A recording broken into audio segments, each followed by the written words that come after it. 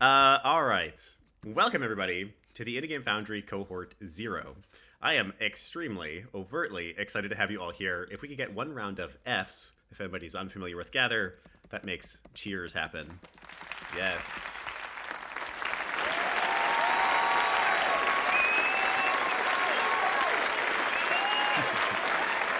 Let's do it! All right. I'm determined in this program to be slightly 20% more professional than when teaching the other levels. So I promise to only be 80% weird as hell. Let's begin, everyone. I'm really excited to get started. We've got a bunch of stuff that we're doing today. Mostly today is about meeting and greeting. Mostly today is about kind of getting warmed up and started. We're not going to go crazy today. On Wednesday of this same week, we will have our second class day for this week, in which we are going to start doing basically studio branding. We're going to do mission, vision, and values all together for your studios. Some of you have had studios around longer than others. Some of you are already founded and some of you are not. And so some of this may be repeats, but we find that in general, teams perform much better when they spend a little time to establish what everybody is hoping to achieve together. That'll be Wednesday. Today, mostly about meeting and greeting, getting warmed up.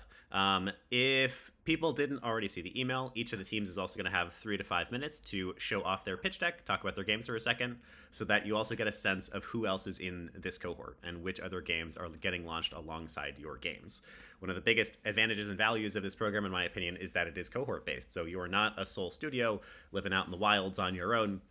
This is a group of 5 studios that can mutually support each other, both emotionally and then also tactically. This is also a place that you can potentially get cross-promotion, coding advice, whatever the heck you actually need support with.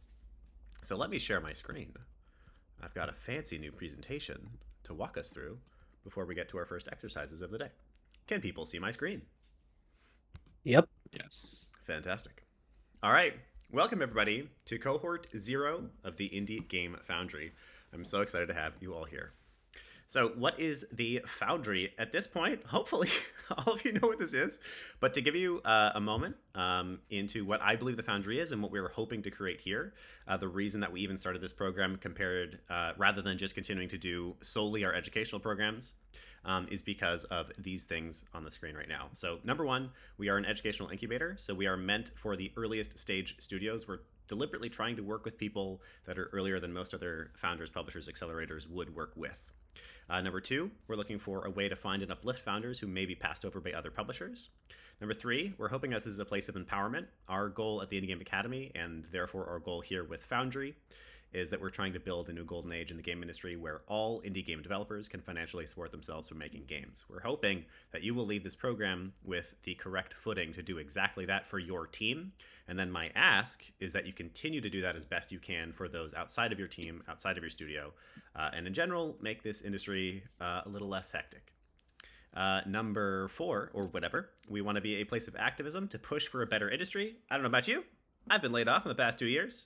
Twice in the past 2 years, and I'm really sick of the hire and fire mentality in the game industry, and I hope that we can do it a little bit better.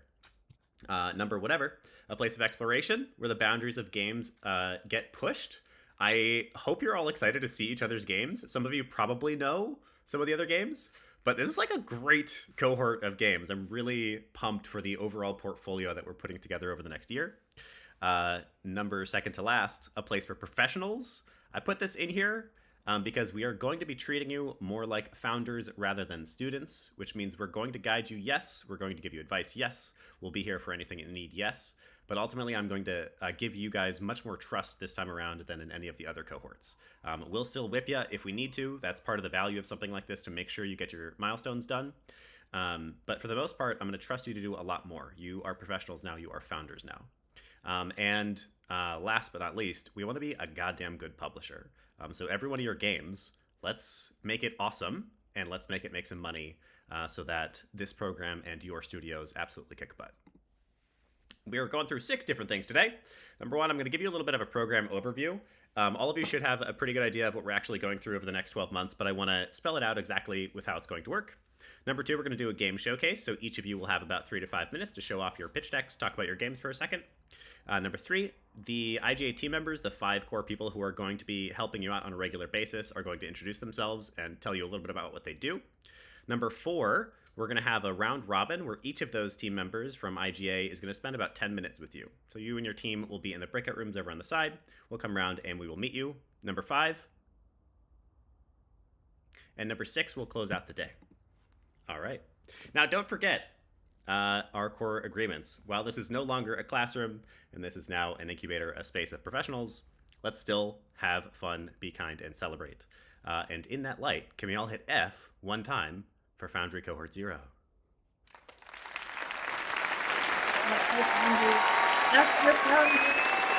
Let's go, Foundry!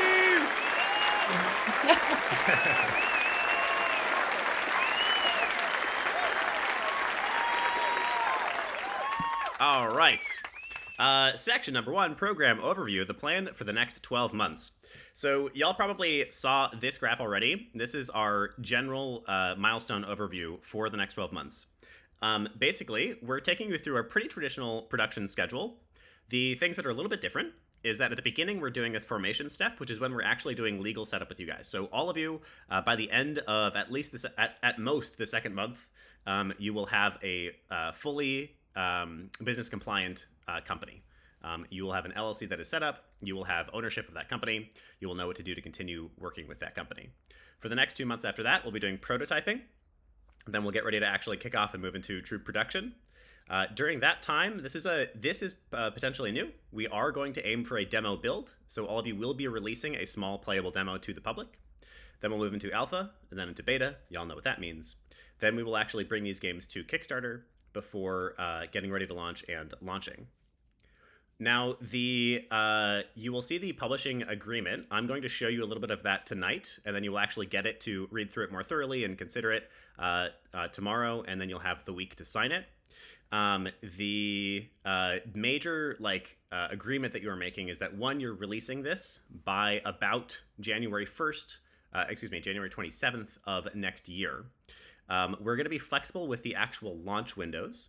We're going to basically make sure that it makes sense to release your specific game at a specific date. But what we are at least targeting is January 27th of 2026. So 1 year and 7 days from now, all of you will launch your games. After that launch, we'll have a full year where we're requiring at least one major update to your game every 3 months. At that point, we will no longer be doing direct guidance. We won't be sitting in classes anymore. That's just a requirement of joining this program, and that also is just good for you. That makes sure your game is staying live, having a little bit of fresh vitality, making sure players are staying interested. And then for the rest of the game's lifespan after that, it's completely up to you.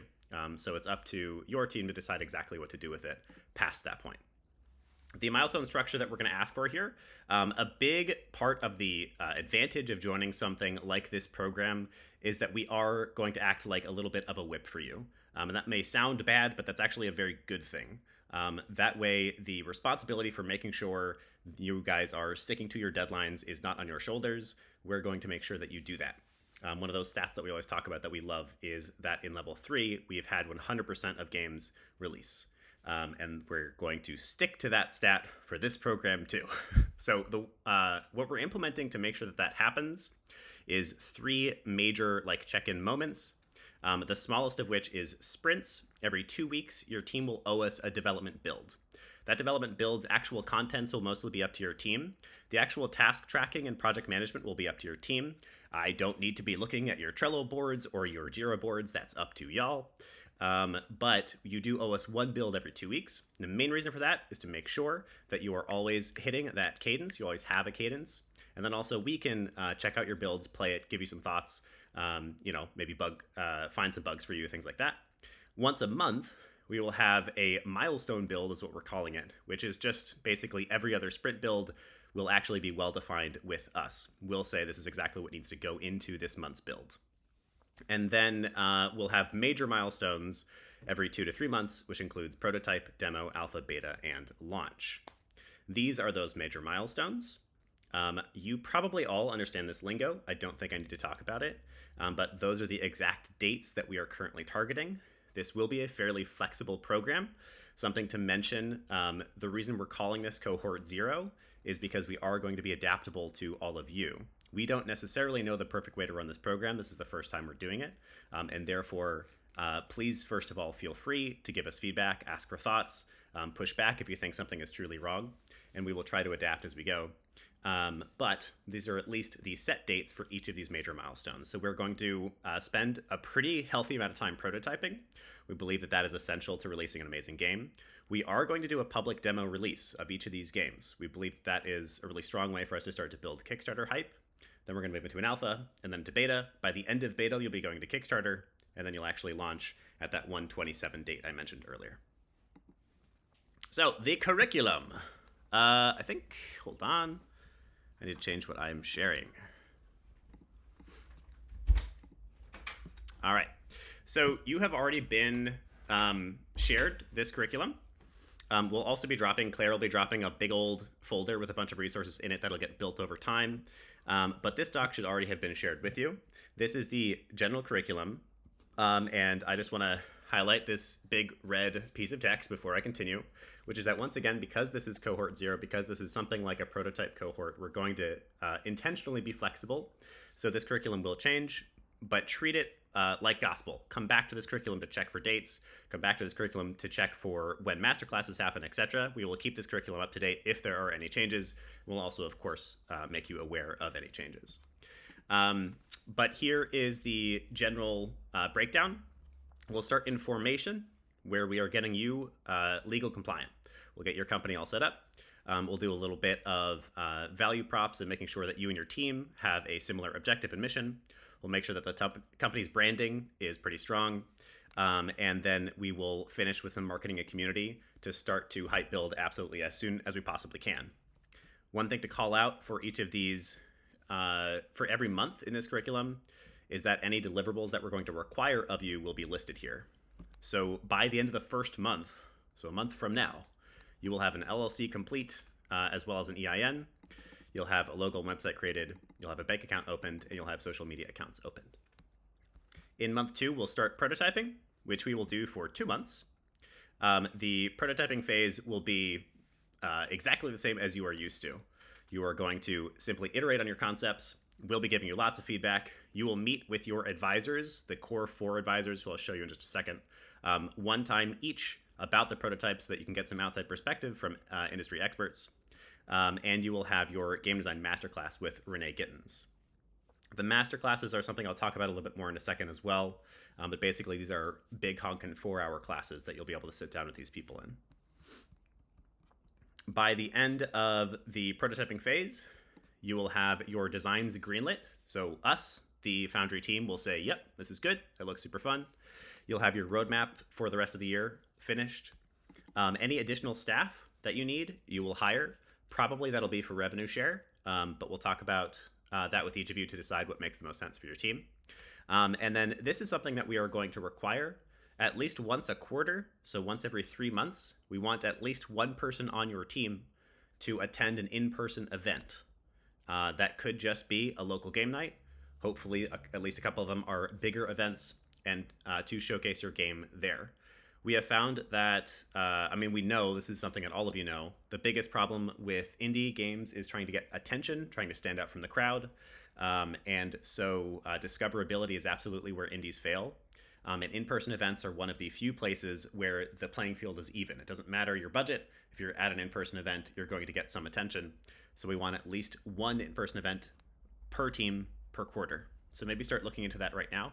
Consider what might be the right events for you to attend to showcase your games at. This can just be a playtest night at some cool thing in the local area, or it could be something bigger. All right, enough about that. We'll then move into alpha. We'll spend about 3 months in alpha. As of right now, we have your demos due May 5th. I'm a little worried that's a little fast. We'll talk about it. We'll figure out exactly when they should be due. You will also be doing your masterclass with Create Ideas to talk about Kickstarter specifically, and then also community building. And then you will get your alpha to a greenlit point. The whole team here at Foundry will agree that it's ready, and then we'll move on to beta. In beta, you'll notice that the number of classes are actually diminishing here. At the very beginning, for the first 2 months, there'll be 2 classes a week. Then during alpha, it moves down to just 1 a week because now it's just time to build the game. There's less to talk about. And then in beta, there's even less to talk about. You're only meeting with us every 2 weeks. Y'all are just building your dang game. You don't need us to guide you at this point. You know how to build a game. Towards the end of beta, you'll have your funding masterclass with Shagun Shah, so you can potentially talk about other funding sources besides the Kickstarter. And then for month 9, we'll be meeting once a week again to talk about Kickstarter and to get ready for Kickstarter, which launches in month 10. So that means towards the end of October, all of you will be launching a Kickstarter. We think, this is another thing for us to all talk about a bit, we think that we want all the Kickstarters to be launched at exactly the same time. Unlike the actual launches of the real games, we think that that's only an advantage because then we can cross-promote the hell out of each other. All right. Then come month 11, we're now all the way in November, December.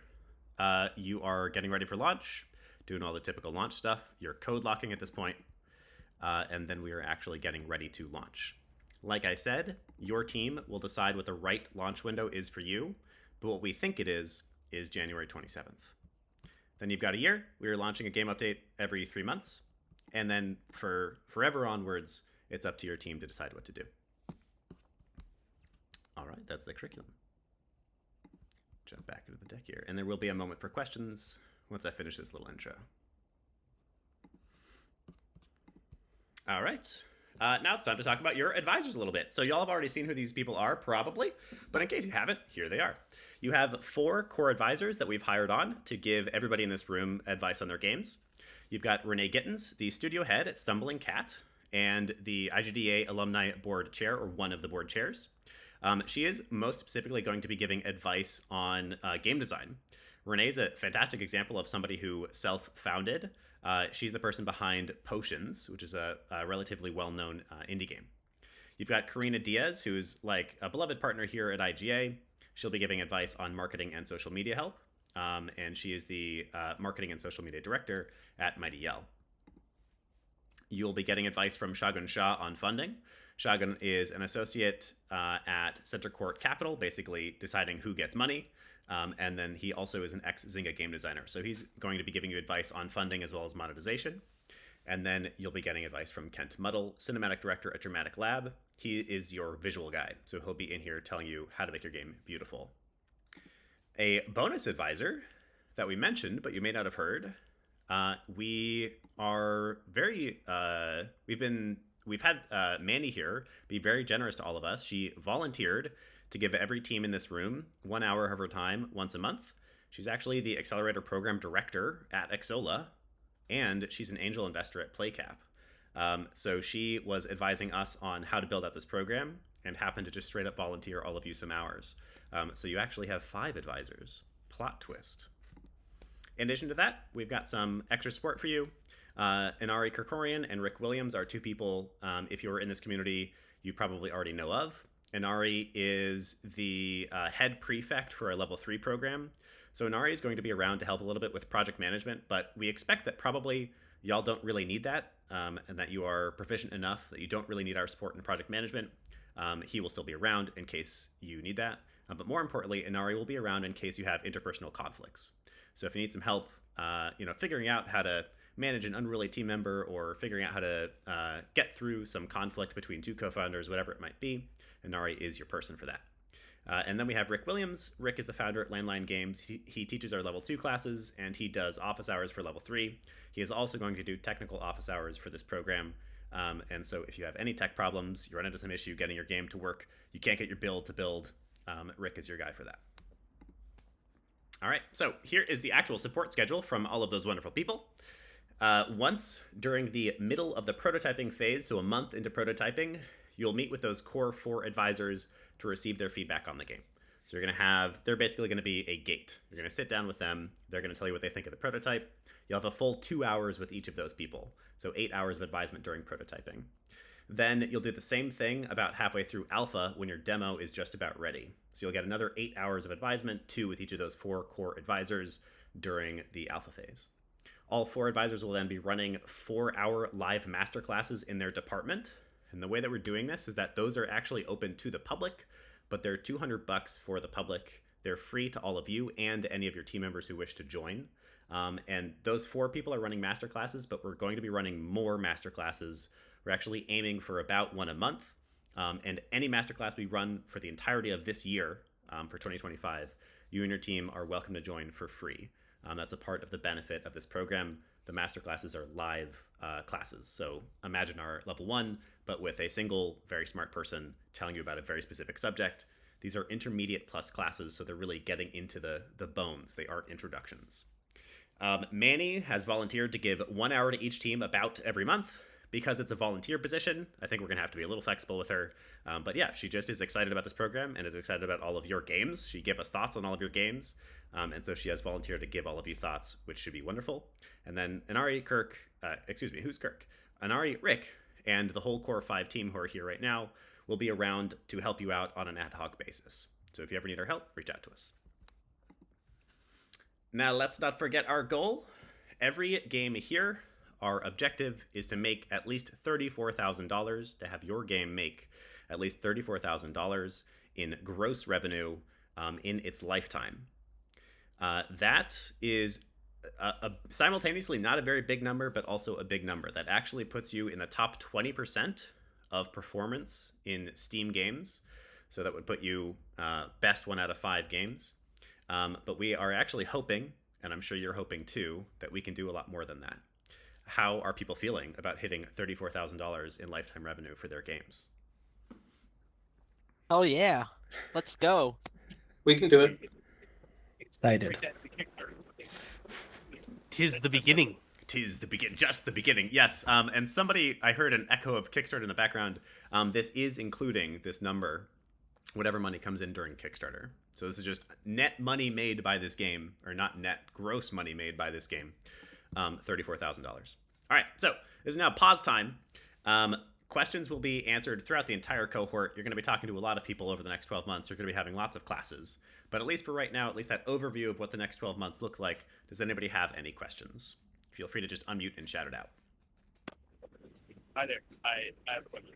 Hello. The desire for us to be in person at events is just going and being there to showcase the game. Is it at like meetups enough, or are we expected to tailor? If we're tailoring through IGA's like simple stat, Yeah. we have like time and you guys have a space, or would we be expected to set it? Yeah, that's a good question. So to satisfy the requirement to like get us to give you the thumbs up, you just have to go and show your game at an event, ? Which means, yeah, if you just went and like showcased your game at a playtest night or something casual, that totally counts. This is a requirement for us because we know that this helps teams. But remember that like your team should be trying to figure out how to make minimum $34,000 too. So, hopefully you're actually strategizing about what the perfect event is. We will also have events that we are going to as a team, and we're hoping to open some floor space to some of you during those events, but we can't guarantee that basically because there's 5 of you guys and there's only so much space. So we're going to give you information about that as those events come up as far ahead of time as we can and as we kind of figure that out. But we want you to be also attending events, without us. I have a question. Sure.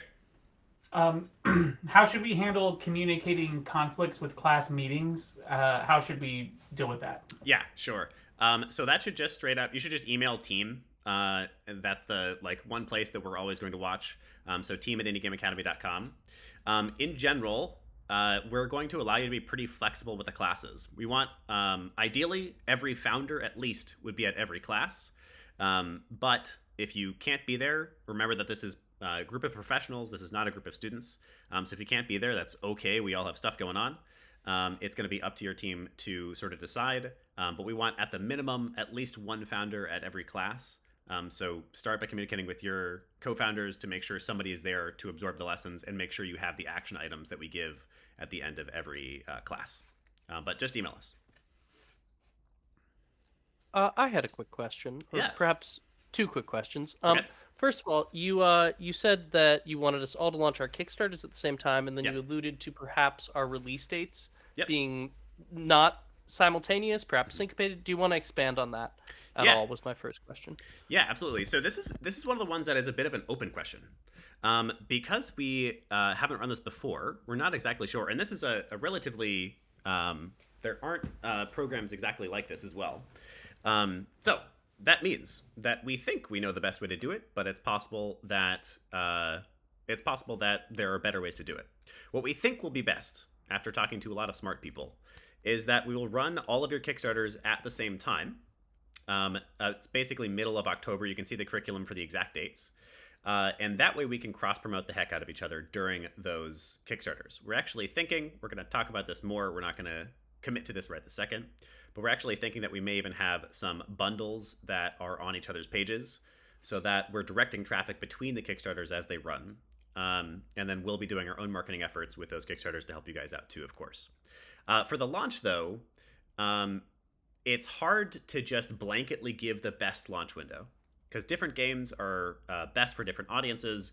There's going to be competitors who are dropping games around the same time as you, maybe, and there's just different circumstances that are going to apply to different game genres and game types. So what we're aiming for is that your games are launching January 27th. That's just a generally decent launch window. But we are going to allow you to decide exactly what the launch date is.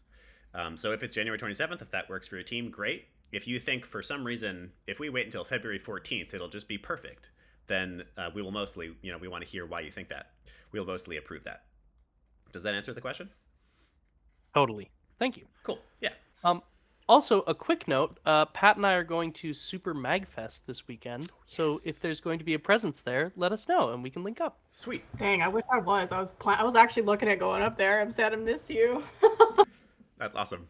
Yeah, I am not going to that one either. I've been, I went to a bunch of events all at the end of 2024, and I've kind of been needing a break. But I will see what's Super up. Magfest happens to be happening 5 minutes from where I live, so I had no excuse to not attend. That does help. Yeah, I will definitely be at GDC. So if anybody here is at GDC, I will absolutely see you there. All right. Any other questions? When you mentioned briefly the bundles of Kickstarters, but I might be getting ahead of myself here. But when we actually put the games up for sale, would there be like a bundle putting the games together, or is that a possible thing that we could do? Like, because that would also like help bring each other, like share a bit of the revenue and like kind of bring everyone eyeballs to all the other games as well. Yeah. So are you talking about during the Kickstarter, or are you talking about post-launch? No, post-launch, like for Steam, like there could be like an IGA bundle, and then we have all the Foundry games on the bundle. Like Absolutely, there will be. Yes, we will definitely be doing bundles. We may. This is something that I think we all need to talk about together before I can confirm, which is why I'm being a little bit more cagey about this. We may do something like that even during the Kickstarter, but regardless, definitely post-launch, yes, that is a plan for sure. We're going to do some bundles. We also will be doing basically a monthly subscription model that we're going to be starting about middle of this year, that your games will be some of the first games featured on. So we're attempting to build, while you guys are building your games, we're going to be building you as many avenues as possible to get you some extra sales. That's a part of what we're trying to give to all of you. But bundle, the short answer is yes. Post-launch bundles, absolutely yes. All right, thank you. Yeah. I have a question about Steam Next Fest. Yeah. And if that's on the horizon for us too. Yeah, I mean, it's a great idea. I think we should. I don't have any kind of hard requirements or anything like that, and it isn't like baked into the plan. But yeah, we should get as many of these games into Steam Next Fest as we can. I think that is a fantastic goal. Any other questions? We'll do 3 more minutes of questions. Yeah. Yeah, one for Steam. On your timeline, is there a recommended time to get our Steam page up? Yes. It is in the curriculum. I forget exactly when. It's pretty damn early. The earlier the better, because wish lists are incredibly powerful. I think we just call it store pages. Yeah. So by May 5th, you should have store pages created.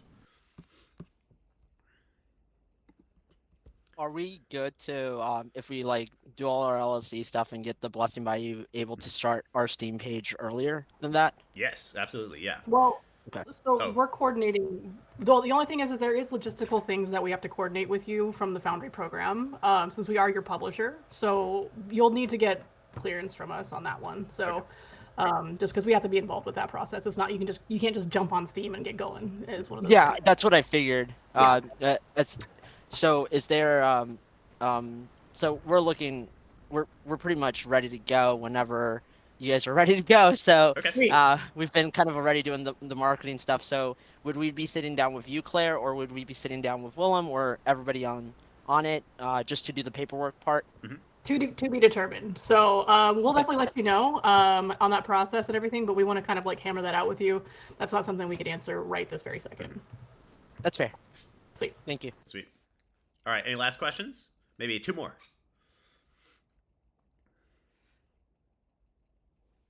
Speak now or forever hold your peace. Yeah. So with hi Willem, it's Pat. Hi, Pat.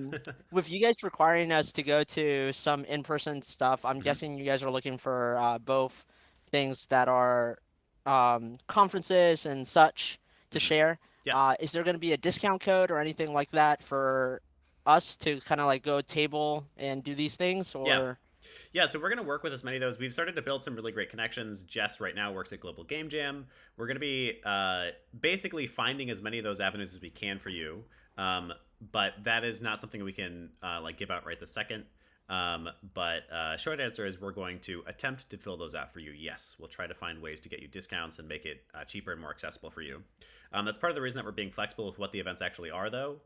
If it's just a meetup where you get to show your game to 15 people, that's still 15 people who, you might wind up getting on the Kickstarter. One question for me. So I know it's further ahead into the curriculum, but how early can we start looking at people to add to the team, like writers and things like that? Yeah, so we'll guide you on that. So once again, y'all are the founders. Y'all own the companies. We're publishers and advisors. We're going to give you as much advice and thoughts as possible. But at the end of the day, you run the companies, you own the companies. So if you deign, if you believe, if you're like, time to start looking at people to hire, then absolutely start doing it. Because we're doing things like managing the Steam page, there will be moments where you need to talk with us, like getting the Steam game up early. But absolutely start looking at people sooner than later. It's just that for like hard help and a lesson on how best to approach it, as well as our paperwork that you can use as a template, that's not coming until February 8th. Where?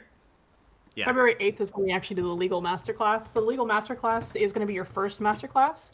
And that's where we're going to be going over with you. It is on a Saturday. It's like kind of like a boot camp sort of feel. It's 4 hours of condensed information. If you've already set up your LLC, awesome. However, we are going to be going over like how do you protect your IP? How do you file for IP protection? So how do you do this whole revenue share contract agreement with your team members? So if you're welcome to look, of course, and start getting those have those conversations. That's fine, but you won't have the actual tools provided from us until after February 8th for actually bringing anybody on board. But we are going to be providing contract templates at that time as well. So perhaps start looking into it. But maybe wait to do any actual signing until February 8th so that you can use our templates and you don't have to find one of your own. All right. I'm going to move us along to make sure we have time. Always feel free to email us at team@indiegameacademy.com or just reach out to us, just DM us. I am particularly, especially because this is the first cohort, I'm particularly going to be trying to make myself available as much as possible. So y'all in this room, I kind of hate DMs because I just can't keep up with everybody, but these people, all of you, I will prioritize, so please feel free to just reach out and ask questions. We're also going to be adding in like the Discord. We're going to be inviting you guys to a cohort-only Foundry channel, so you're absolutely welcome. We're going to be setting up communication channels with you guys too, so you guys will have that to reach out to us and never stop DMs. If you DM me, I have no problem. I may not answer you because I have about a bajillion things also. But we will have Discord spaces for you guys. That'll be coming as well. So stay tuned on that. Yeah, awesome. All right, so it's time for us to do a little bit of a showcase of all of the games. One of the advantages of Foundry is the fact that it's cohort based. That means that you are not a sole startup. That means you are 5 capable of offering mutual support, motivation, and cross-promotion. That's one of the biggest reasons to be a part of something like this. So these people in this room, you are founding with together, even if they aren't actually in your studio, in your company. We encourage you to work together as much as possible. Think of this something like a co-op, where each individual group is making their own game, but together we are offering mutual support and cross-promotion, etc. So how might your game be more successful by leveraging the power of the other studios in this cohort? I would actually love 2 or 3 people to answer that question. How are ways that we can help each other grow and make at least $34,000? Just shout it out. We can all play test each other's stuff, find bugs that each other misses, and add input. Yeah, super. That's a nice, easy one. QA support. Give a little bit of feedback to each other. Absolutely. If we want to sort of have open team office hours, where we can kind of set a time that teams can meet up and ask each other questions and, show each other our bugs that we're stuck on and things like that. That might also be useful. I love that. That's actually a great idea. Sweet. Yeah.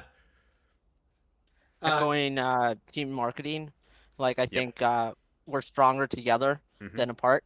So the more publicity and eyes we get on each other's work, the better it is going to be when we are looking for that wish list to grow. 100% on that one. Yes. Cross promotion, peer marketing, 100%.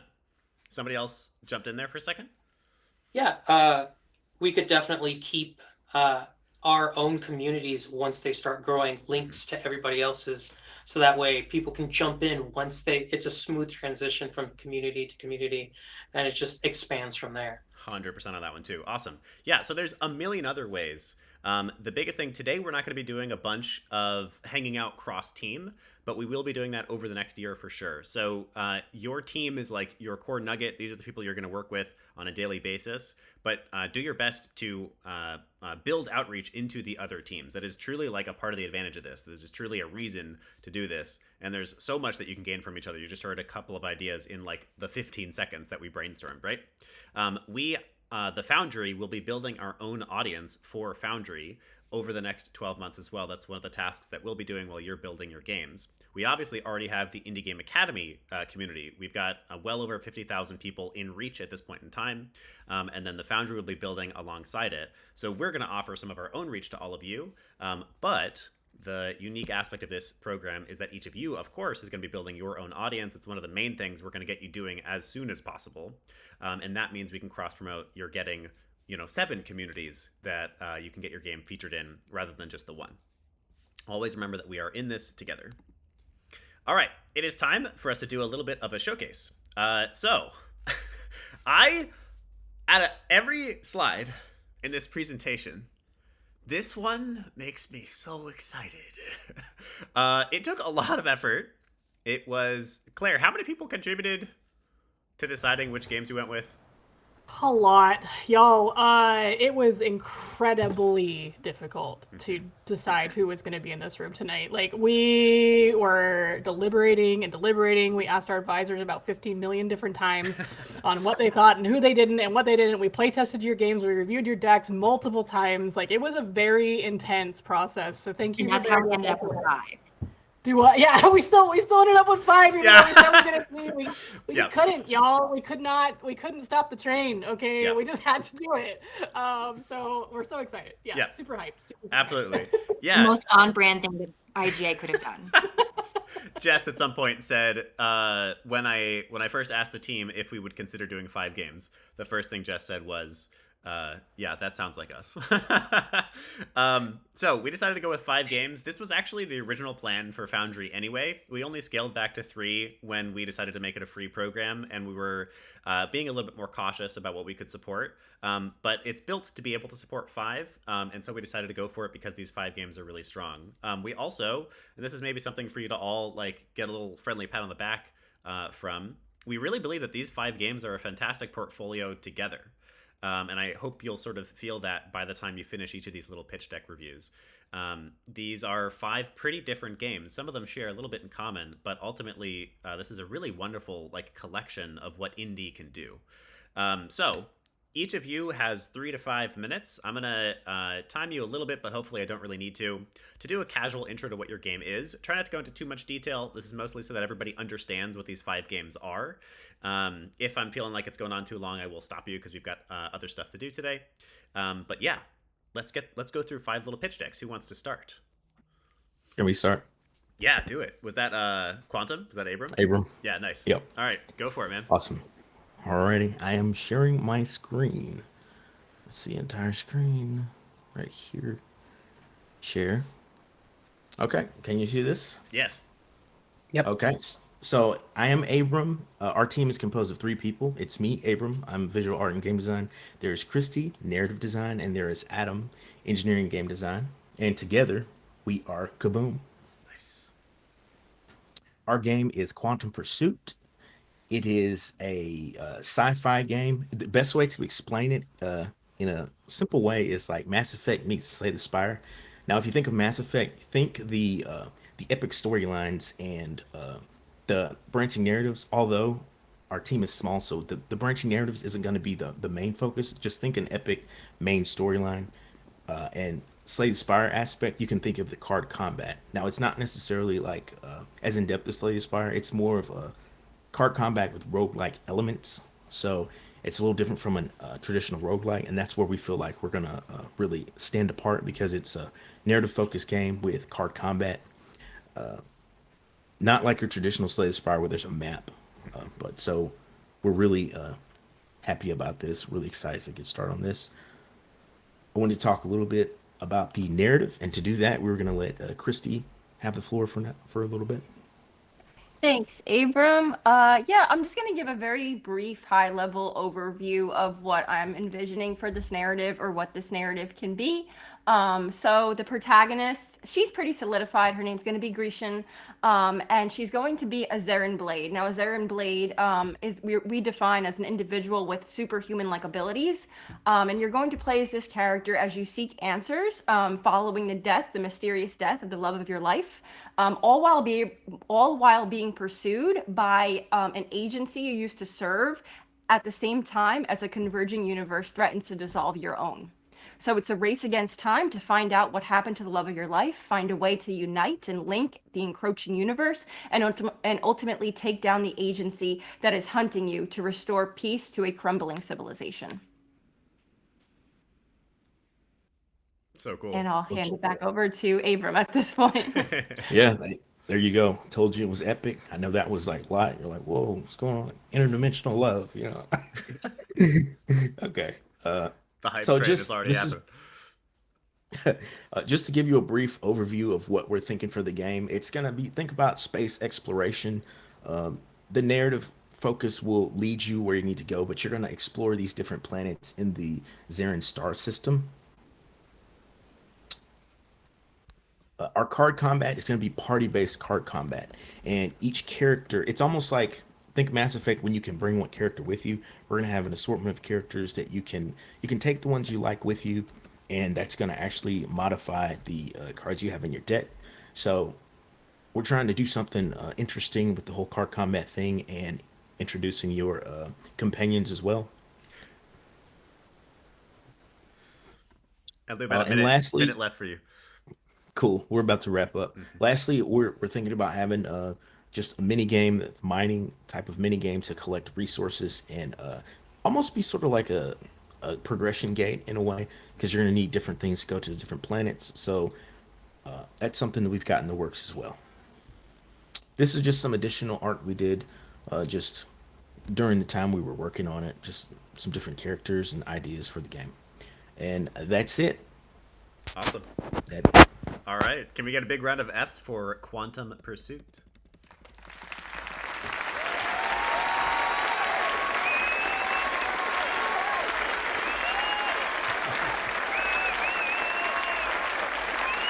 Well done, y'all.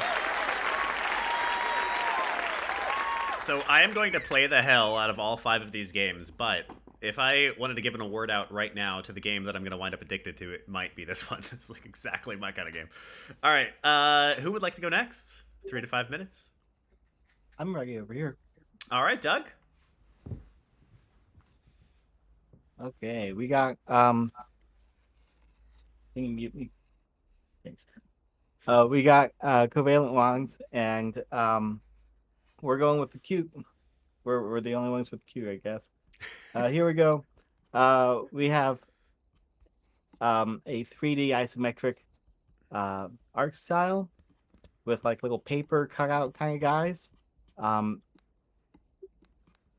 We went through a few different art styles and decided to try and go with a hand-drawn illustration, like on paper, for our characters and environmental stuff. The main mechanic throughout the game is going to be a modular spell system that kind of puzzle pieces together. This is kind of like if you know Noita, they have a really complex magic system, and I kind of wanted to bring that to a different audience by simplifying it down and putting it in a different kind of a setting. We're trying to target a little bit more family friendly kind of stuff. Your characters are going to be in this classic chaos versus order, like good versus evil storyline, and going to be going through like the whole world has been smashed together, and the different biomes are all mixed up. So you're going to be going through these different areas. They're going to be colliding with each other, and hopefully get some interesting interactions available between which creatures are near each other, and what you can do to get through it and fight stuff. So our game loop is going to be pretty simple, just going through, getting maybe going through like a little dungeon type thing, getting some extra wand pieces, and then having some space in an overworld to experiment with your wand and figure out what your kind of combinations can do. We have a group of 6 of us. I'm leading. Christine's doing our art and narrative. Having joined us recently with the business and marketing.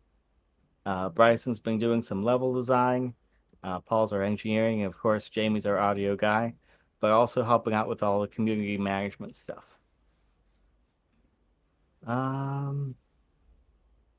Yeah, that's about it. That's awesome. All right, fantastic. Let's give a big round of Fs to Covalent Wands.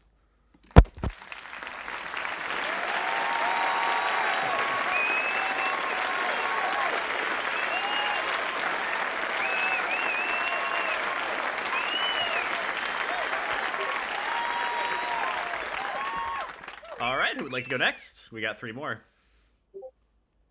We can go next. All right, go ahead, Justin. All right, so sharing my screen. Okay. So, Almost Human. One is not born, but rather becomes a woman. Simone de Beauvoir. So, what we're looking to make here is a choices matter, every decision matters kind of adventure game, mini games, puzzles as you go through. We want to really hit home with the emotions and feelings, and really play on telling a compelling story that players can really wrap themselves into. Some of our inspirations, so we're looking at games like Hylix, Omori, Disco, Life is Strange. We're going to be playing heavy on surrealism. So we're looking at mundane conversation with surrealist, almost deities and gods, to hyper represent the aspects that they give in how they affect women and in their daily lives. So while I could tell the story, I think Mazda is going to be a better fit in telling you guys what themes we're tackling here and what the story is behind Almost Human. All right, so Almost Human is a surreal narrative-driven game about a young woman, right, standing at a crossroads, trapped by the weight of societal pressures, with an impending arranged marriage, right? This is us just going through the story a little bit. But she stumbles upon this letter from a distant aunt, a woman she never knew, revealing she has inherited a mansion. And mansion is not just a gift, it's a burden that's tied to the opportunity to rewrite her destiny, right? So she's faced with 2 paths. She either can follow the script that society has laid out for her, or she can plunge into a world of ambiguity, taking the ultimate risk to claim freedom. So some of the themes that we're exploring with this is we're exploring the tension between individuality and tradition, the weight of societal expectations and the transformative power of choice. So it's a story about freedom, identity, and the risks we take to find ourselves, right? So that's that. And as far, I'm gonna just hand this over back to Justin for now. Yeah, yeah. Okay, so this this idea is a brainchild between myself, Mazza, and of course the team mascot Abad. We thought of this after our previous project kind of fell apart, mostly because of things that happened, but the stories we still wanted to tell. So we actually came up with this idea, and it kind of resonated with everybody involved. So what we're looking at here is your classic adventure style. You're going through, you're talking to people, you're interacting, you're changing the world as you move through it via representation with a mansion that will actually morph and change and grow as you play through, solve puzzles, complete mini games, successfully or not, and interact with the people in this town that you've moved into. We'll do about 2 more minutes here, Justin. So this is kind of an example of what we're looking at here. We took heavy inspiration from the fully immersive and complete dialogue system of Disco. This is not representative of the completed game. In fact, what we're looking at is more along the lines of Omori or more surrealist games like Hylic. As far as visualization, these are all taken from surrealist style media, but this is the kinds of characters you're going to be interacting with. These hyper representations of the caged bird, of actually better yet. So we have our artist here, Mazza, has prepared some slides for you just after this, but let's talk about our protagonist. Mutsuran is a South Asian bi woman who has to deal with the struggles of moving from South Asia to America and all the stigma and generational trauma that she has faced and overcoming that or not to become who she was meant to be. So this is our protagonist here. This is the poster child of the game, and some of our, I wouldn't say antagonists, but some of the people you're going to be interacting with are representations of people who definitely have both positive and negative impacts on the lives of women every day. So we have the Jeji Elder, who is going to be sticking to tradition despite it harming herself as much as the younger generations. Another example, we have the finance bro whose wealth has become their god and who sees nothing but money and all of the trauma and bigotry that comes with wealth being your sole focus and only desire. And of course, we have the main antagonist or ally, depending on how you play the game, the mansion, who is going to grow and change and ultimately decide your fate. We're looking at, as far as people go, we want to wrapping up here, Justin. Awesome. I will actually skip forward just a bit. We are looking at making a fantastic game for the LGBT, for women, and all people who are ostracized, and I really hope everyone's going to enjoy it.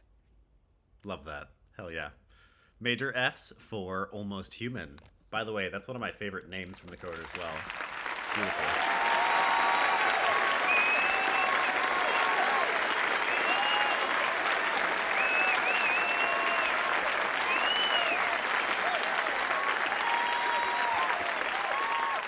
Games for outsiders and outcasts, I am always here for. All right, we got 2 more. Who would like to go next? I can do it. I can go next. We can go next. Go ahead. Sure. I'll share my screen. Okay. This is the other cutesy game, so don't worry. You have friends. Covalent One Hey, team. that's good. Okay. Hello, everyone. My name is Nabil. I'm part of Ludoria Studios. We are here pitching the boxes alive. In this game, you're basically a box that gets consciousness, and you kind of use physics-based controls to move around the level. The player takes control of this box. It can be a wooden crate, a cardboard box. We're inspired by the idea of shipping and the shipping business mainly, navigating the environment through unique and physics-inspired movement mechanics. This is our main way of moving for now. Like we have rolling forward and backward. Pressing the up arrow key or the down arrow key will roll you backwards or forwards respectively, as well as tilting left and right. Think of like sort of giving a flick to a box from the corner when moving, when pressing left or right. And we're also planning on adding a stand-up mode so that you can stand tall and be able to maybe grab more distance and go through gaps. When it comes to art direction, this is something where like we might struggle with a bit because we're not artists, but we all come from more so a technical background. But we're looking for a simple but realistic low polygon style, and we have multiple ideas when it comes to narrative, such as completing individual levels where it's involved to getting to the destination, or playing through a narrative mode. But we do plan on playing heavily on the comedic end, maybe making satirical jokes and sort of critiquing Amazon as we go through the game, as well as other shipping companies, sort of like AliExpress, FedEx, and more. This is early concept art by one of our friends, Y Spots, and as well as our friend Ali. We got inspired by games like I Am Bread and I Am Fish by Bosa Studios, who rely heavily on the physics controls and making it fun to play, easy to start, but pretty hard to master and to get good at. So hopefully we want to really nail down the gameplay and the movement. Financial projections roadmap. We are the founders. I'm Nabil. There's Genshi Zhang, Tito, and there's also Srinivas Tejas Batar. We all come from the same program, and we're all sort of generalists with more emphasis on development. Yeah, I'm Nabil, game designer with project management and software development background. There's Tito, who's a developer who has expertise in both Unity and Unreal, who enjoys a lot of combat games, as well as Teja, who's a level designer and environment 3D artist with an eye for detail, who I really trust to tell me when something's going wrong or bad. And like he's not a yes man at all, which I appreciate. So, and these are initial team members. This is something to discuss later, but we have fireworks in making physics-based games, and we're working on something else as well. But right now, this is our main focus, business case. But like basically, we are delivering a story, a challenge, and a unique journey where every role counts when playing as this box. So hopefully, we'll all move this box together in this program. And I know that was quick, but that's it for us. That was perfect, short and sweet. Major F's for the boxes alive. Thank you. Thank you so much.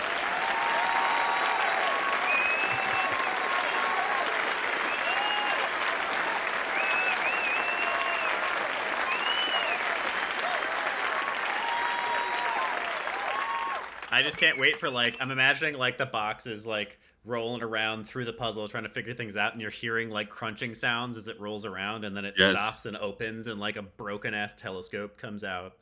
Somebody writes an angry email. Fantastic. Like we're hoping to nail all these moments, hopefully. Like you nailed it. You nailed it. That's what we're looking for. Awesome. Thank you so much. Absolutely. Are we gonna have ring camera footage?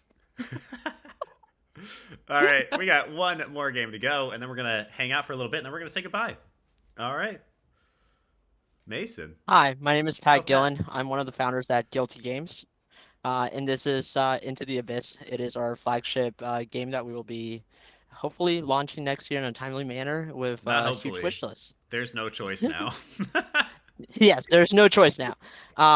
So Into the Abyss is a brainchild between me and Mason Quilty, who ironically is a diver. We said, how hard could this be? It is apparently really hard to gamify a diving simulator.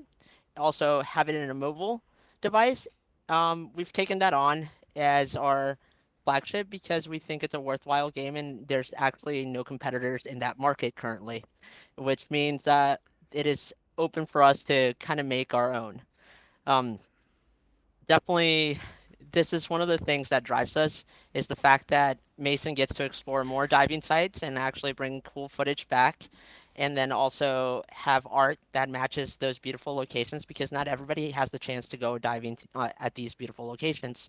Additionally, my background is in simulation and modeling, and along with our team, who we're very lucky to have, Keel Sparks, who has created all these different um, animations here in our slideshow. Matt, who's doing our marketing, and Eric, who is now going to be doing our narrative along with us.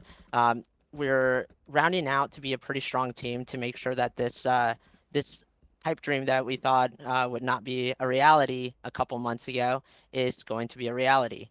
Yeah, let's see.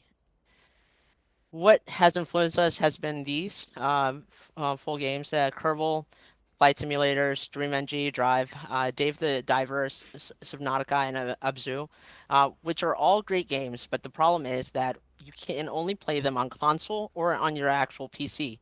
When you're on the go and you have your phone, I want you to keep playing Into the Abyss. Therefore, we're going to make sure that it's on mobile. Things that we heard our founders, our Foundry team, and we heard what they had to say. So we are going to embark in a new direction by adding new locations, going from simulation into more gamification, and making sure that mobile is the key application that drives our game forward. By also creating a community and making sure that everybody in our community is heard.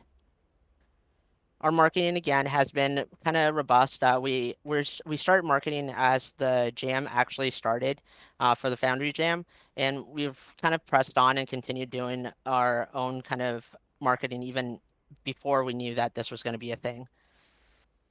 So play our prototype Into the Abyss. Check us out. We're always looking for more artists, more light audio engineers, QA, and play testers. Come and dive with us into the Abyss. Amazing. Major round of Fs for Into the Abyss.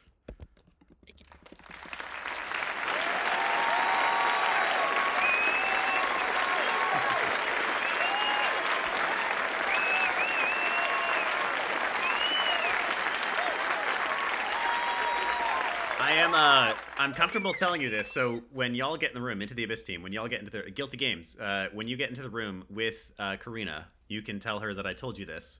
Karina batted for y'all so hard it was ridiculous. I don't know if any of the advisors batted as hard as she did for any of the games. Many of them loved your games. Obviously, you're in this room.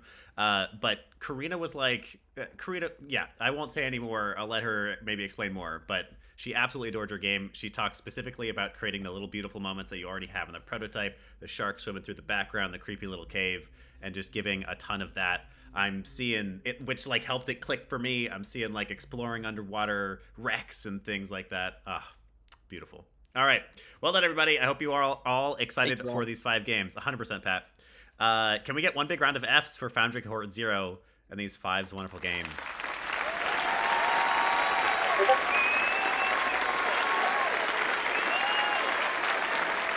All right.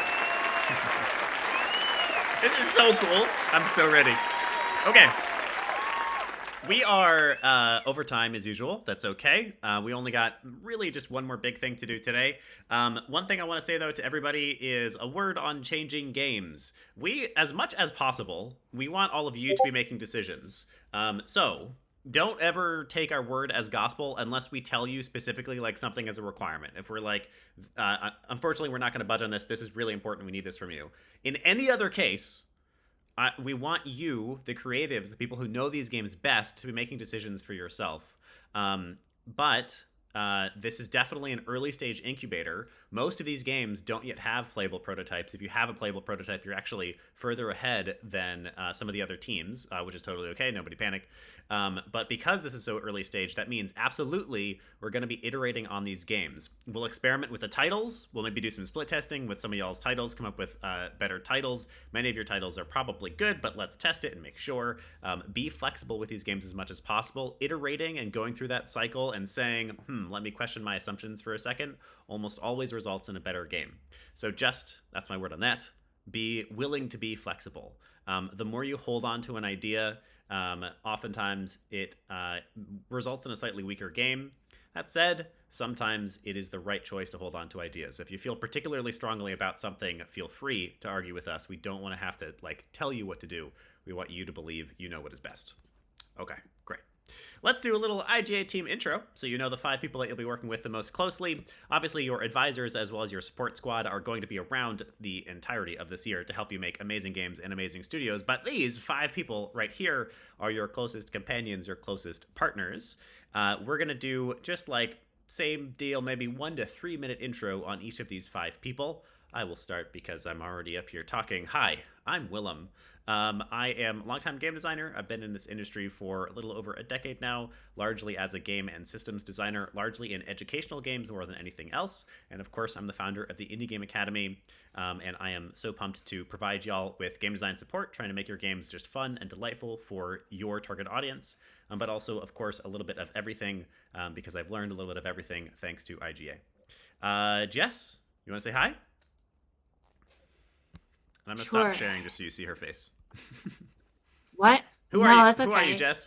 You don't have to do that. Yeah. I can't even see my face, so I don't even know what it's looking like currently.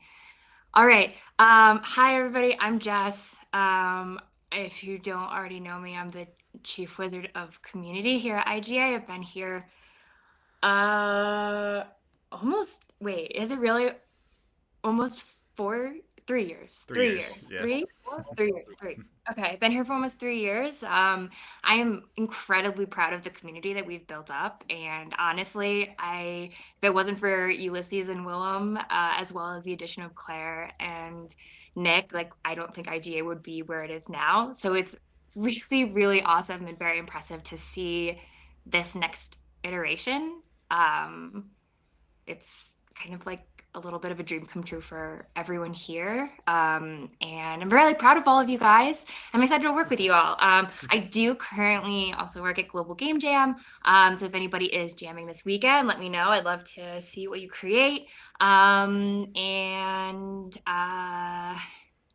You'll be offering community and ops support.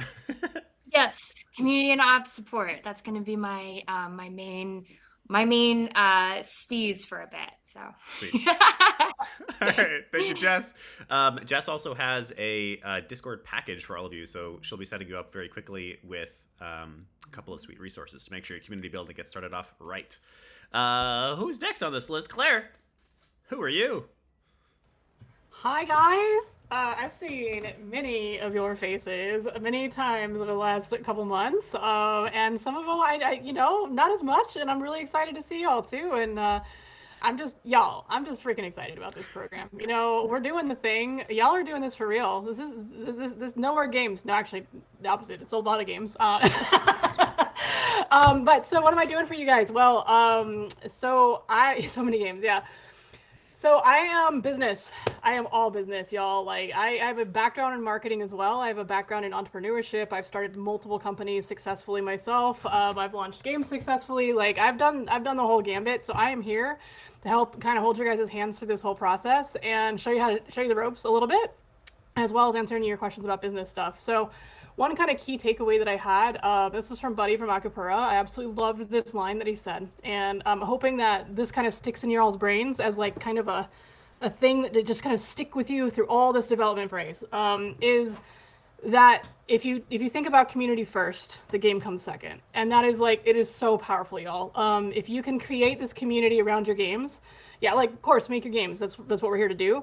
But it's the community you build around a game that's really going to make or break this. You can have a mediocre game that you build a really amazing community around, and it'll be incredible. All right, so Stardew Valley, right? I mean, it's an amazing game. We all love it. Like, but it's not really like it's not mind-blowing game. It's just built this amazing community around it, right?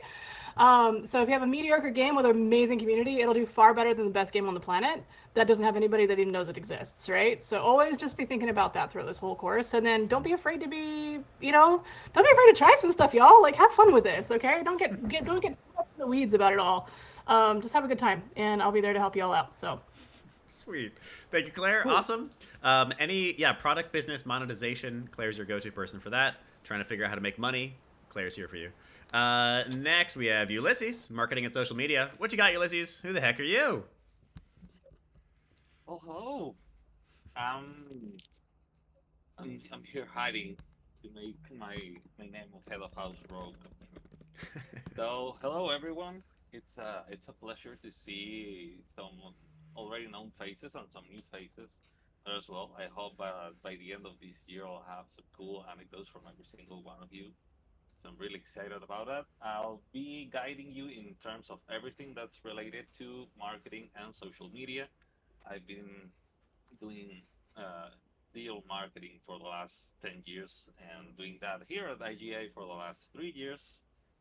And well, I have a lot of things that will help you get a head start in terms of marketing. Like there's a lot of things that will have to go around, like how to define a brand voice, how to handle social media, how to handle press releases, how to handle like talking to interviewers, talking to press, and how to handle Steam posts, everything that's related to marketing to your games. I'll be your guide and I'll be your guide.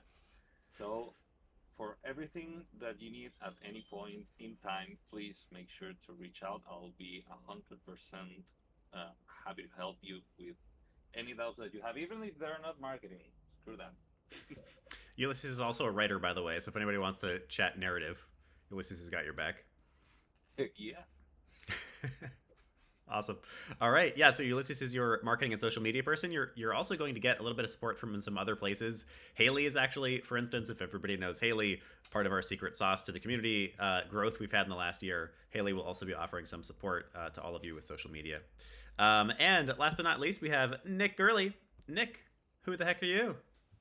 Hello, everybody. Probably most of you know me as the Chief of Ops here at IGA. I'm also the executive producer at C Stories Creative Studios, and we successfully launched a Kickstarter for our first game, which actually ended up being a board game for our franchise. We intend to bring it to video games in the future, but we are working kind of like a slow build. The Kickstarter that we launched was funded at 319%. It was in the top 20% of Kickstarters, and basically, a big part of my job is to help you all get your Kickstarters launched off. So Doug, hopefully I'll be able to answer your questions a little bit later. I'm also a nuts and bolts guy. So you're going to hear a lot of stuff that sometimes will come across as theory. My job is to tell you exactly how to execute it. So when we talk about things like IP, you're going to get stuff like, it's super important you protect your IP. I'm going to actually tell you like, these are the things you have to make sure are done to actually do that. And so if you have any questions that are like very nuts and bolts type stuff, I'm your person.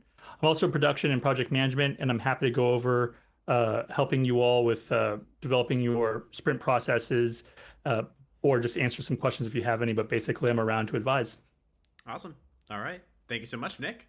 That is your core 5. So you're getting support from a ton of different people in this program. And in fact, I have one, am I about to say? Oh, yes. Okay. And in fact, I have something to say about that in just a second. What we're going to do for mostly the rest of the day, we're going to wrap up right at the end. For most of the rest of the day, I'm going to send you per team, per studio, over to the right in the breakout rooms.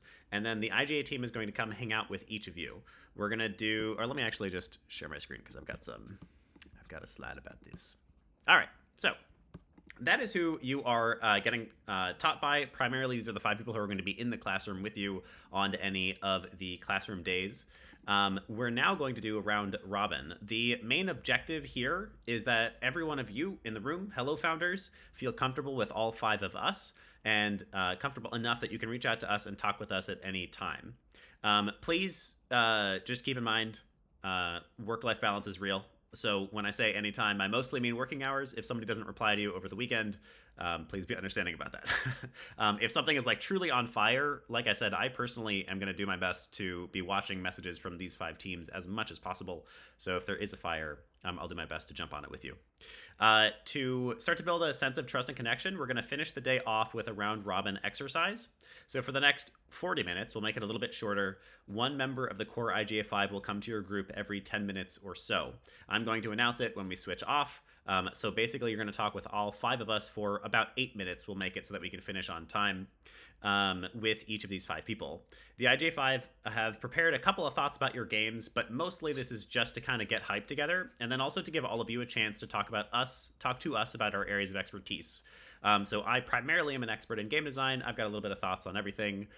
Then Jess is primarily an expert on community as well as operations, the sort of day-to-day minutia.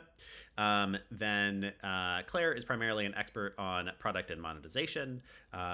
Ulysses is an expert in marketing and not community building, marketing and social media. That's the word. And then Nick is an expert on Kickstarter as well as project management. So in those little 8-minute chunks, if you have a question about any of those subjects, hit these people up with it, have a little bit of a conversation. This is mostly to just get hype, start talking, maybe brainstorm, get excited together. If you have a great idea about how you're going to build community for your game, get pumped with Jess about it and see what she thinks, and if she's got some thoughts for you. Never be scared, please, to ask us questions. This program matters a lot to us. Obviously, it's a way for us to hopefully grow our business over time, but really we're not expecting that to be the case. Really, we just care about this program. We've been literally thinking about this program since the beginning of IGA. So we truly care about each one of your games, and we're really hoping to push the success of each of your games and each of your studios as much as possible. So please do not hesitate to reach out. Don't be scared to ask us questions. No questions are bad questions. We will never make fun of you. We will only answer questions, and we will only be sweet, I'm so glad you asked that. Okay, one last word on conflicting opinions.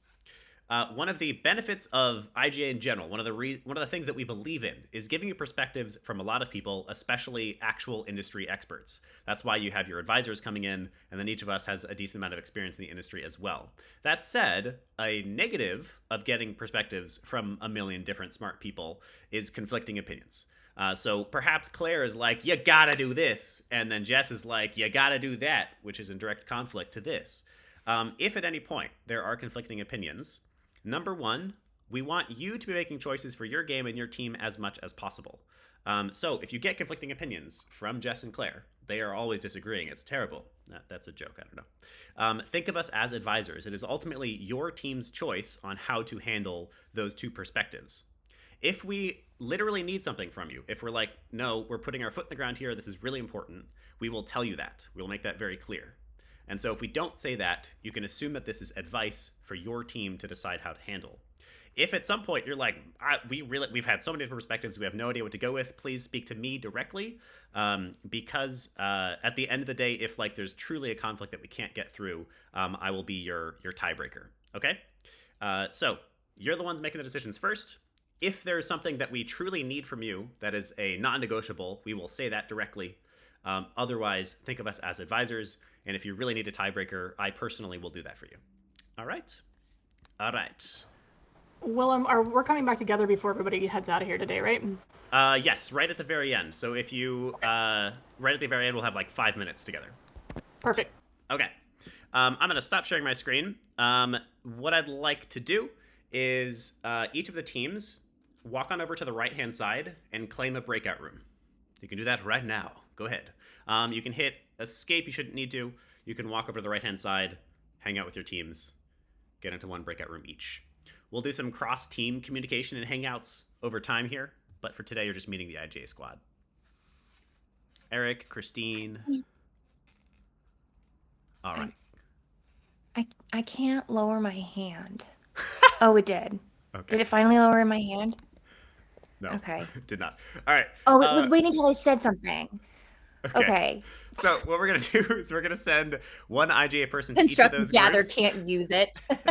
I'm going to go ahead and send Jess up to group 1, Claire over to group 2, Nick over to group 4, Ulysses over to group 5, and then I'm going to come over to group 6. Group 6, I have to do something real quick for the ending, so I'll be there in 2 minutes.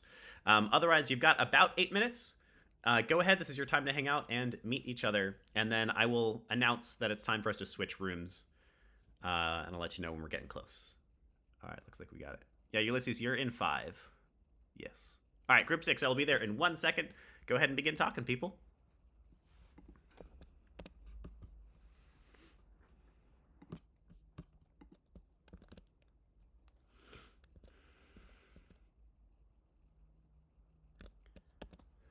Ah, hello, Kaboom. Hey there. Hi, Willem. Hi, sorry for the delay. Hey, Willem. Just getting something ready for the very end. How's everybody doing? Doing Good. Awesome. Are you excited? Yes. So excited. Yeah. Yes. All right. I'm gonna jump right into it. So I've got a couple things to just say to you guys, and a couple things that I want to talk about with you guys. So the first thing to say, the reason that y'all got accepted into this program, I said this to you, Christy, already, is because out of everybody in this room, and I'm not trying to be comparative. Don't go talk to the other teams and make fun of them or something. Out of everybody in this room, I trust the 3 of you to get this game done and out more than just about anybody else. I think the 3 of you are just extremely reliable folks. The 3 of you are also people I've worked with, much more than many of the other students. And I just know that this game is going to get done and this game is going to get shipped. And besides that, you also totally suckered me in with a Mass Effect-like and a Slay the Spire-like. So, good job on that. No. Yeah. Absolutely. 100%. All right, so I have a couple of thoughts about this. I think, one of the things I am wondering, I think I sent it in the email, is the difference between a roguelike and a progressive narrative. What are your thoughts on whether or not the player should be restarting some kind of run multiple times, or doing one long adventure? We did talk about. Did you want to tell him about Adam, or you want me to tell him?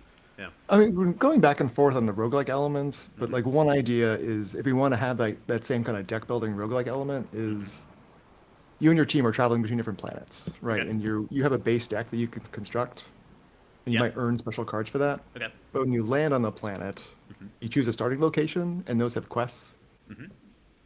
And you start that's a run. And so if Okay. you fail that or not, and so that'll give you an ending location to I go see. to. So does And that then- mean? Sorry, finish the thought. Didn't mean to cut you off. So that gives you an end. So you choose a quest that gives you an ending location to go Yeah. to, and then you, during that, you're kind of accumulating cards which relate to that mission. Okay. And then at the end, it starts over. Okay. But you keep your main deck. You probably lose most of the cards. Does That's that- one thought we've had, but Yeah, I can see that. I had similar thoughts. Does that mean that the narrative is progressive, continues past multiple runs, and I'm just restarting my deck in every quest? Yeah. right. That's a good way to think request. of it. Yeah. Yeah. Okay. So my main, I think I did have similar thoughts, and I think that that's probably an approachable solution. By the way, all of these questions, we're going to answer with hard data and play tests. We'll talk about it for Right. sure. But one thing that would make me wonder is how do you narratively explain that? Why are we starting from square one every time we hit a quest? Well, because narratively, it could be when you prepare for a thing, when you prepare for a mission or something, right? You bring your equipment with you. These are the stuff I have. Yeah. And then all the cards you get there is kind of relating to the mission. Oh, I'm using barrels or something. You get something that's pertaining to the mission. Yeah. Okay. So that's what I'm hoping for. But also we've also kind of gone back and forth on the roguelike element. We're kind of hoping to play test that and figure out is roguelike work here. So yeah, I think we should definitely. That's one of the things for sure. Let's definitely do some tests. Let's get creative about how we test it, and let's be pretty convinced of it. But when we actually make the call, Definitely, because I could see it either way. I think that I mean what I sent in the email is mostly still my thoughts. I think I do think that there's a sort of conflict between character desires in those two genres. A branching narrative player, wants it to be deep, wants it to matter, wants it to continue. A deck building player wants to start over and over and over again because that's fun and satisfying, and I get to get rare cards this time, and so merging those two, I think, is going to be a bit of a trick. But I think if you can nail it, and I think some kind of meta progression that keeps the story, but we are starting from square one, as long as it makes intuitive sense to the player and fits the story, I think could be awesome. I think that's a good instinct, probably. Yeah. Another idea we talked about was to patch it up with story. Like maybe when you leave the planet, you can't bring all that stuff with you because it's like a weight capacity for your launch. And right. And another idea was we were juggling a bunch of ideas. Another idea is if you think of Octopath Traveler, like you're playing like a story, right? And then you have like combat encounters. Yeah. This idea would move away from the roguelike element because your cards would not be roguelike at that point. It'd be almost like an upgrade system where you get new cards by upgrading your character, or you get new cards from just progressing through the story. Yeah. That was another thing we thought about. Yeah, maybe there's. Oh, sorry. Yeah, Adam. Yeah, so they're instead of going to deck, it's more of a card. The combat uses cards, and beyond that, it's just like an RPG. Yeah. Going around, you might upgrade or change out your cards. I could see you having some kind of like. That sounds right. I could see you having like I could see you approaching it a couple of different ways. I guess like maybe there are actually different card types, and some that do last forever, or maybe there's like base stats that go up. Maybe like my character is just stronger and just all the cards do 1 more damage now, but I still like am building a deck from scratch each quest. And I think as long as you can kind of figure out, probably mostly narratively, like as long as the player goes like, yes, this makes sense, a way for it to start over every quest, I think that'll work totally fine. Like maybe what the cards literally are is like situational almost. Once again, I'm talking narratively. So it's like, this quest is about, I don't know, rescuing someone from a canyon. And the cards are like, I can use Rockfall or something like that. I think that immediate example is a little dangerous because that's implying creating custom cards for every quest. I don't think you want to do that. That would be insane. Yeah, I don't know. I don't want to harp on this too much, but that's maybe some stuff for you to start thinking about. 2 more things to throw at you. I don't think I have a problem with it, but I'm not totally convinced of the studio name. How do y'all feel about the studio name? I think Adam is the least. Adam can take it or leave it, I feel like. Okay. Sorry, y'all. Yeah. I don't think it's like bad, but I don't know. I'm not like totally in love with it. I just want a name that's like visually you can see something like Kaboom, or like something like maybe there's like a sword or something. Some cool icon is what I want. Sure, okay. Yeah. So it can be called anything as long as the icon be cool. Because I imagine like some sort of explosion or a bomb with Kaboom. Yeah. I don't think it's bad. Like I can kind of see it. Like looking at it on your names right now. Yeah.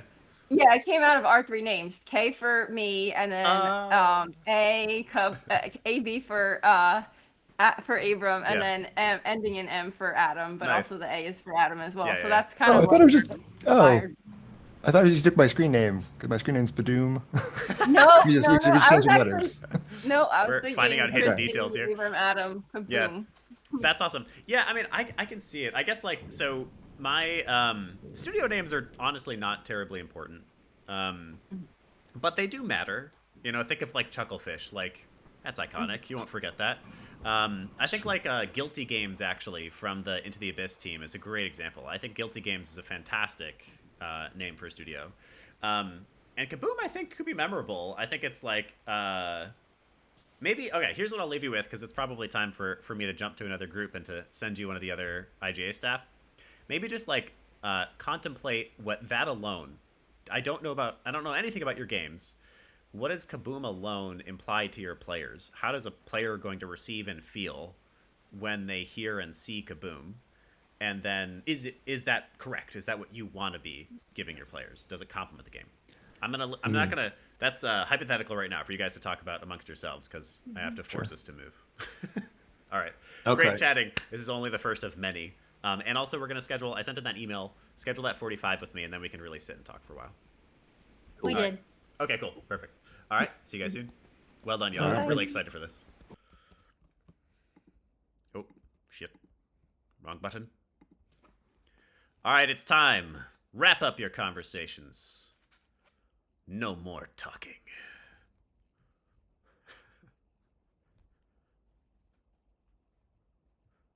All right, we're gonna shuffle in a circle, or excuse me, you're just gonna go up the numbers. If you're at 6, go to 1. If you're at 1, go to 2. If you're at 2, go to 4. If you're at 4, go to 5. And you got another about 8 minutes. Go ahead.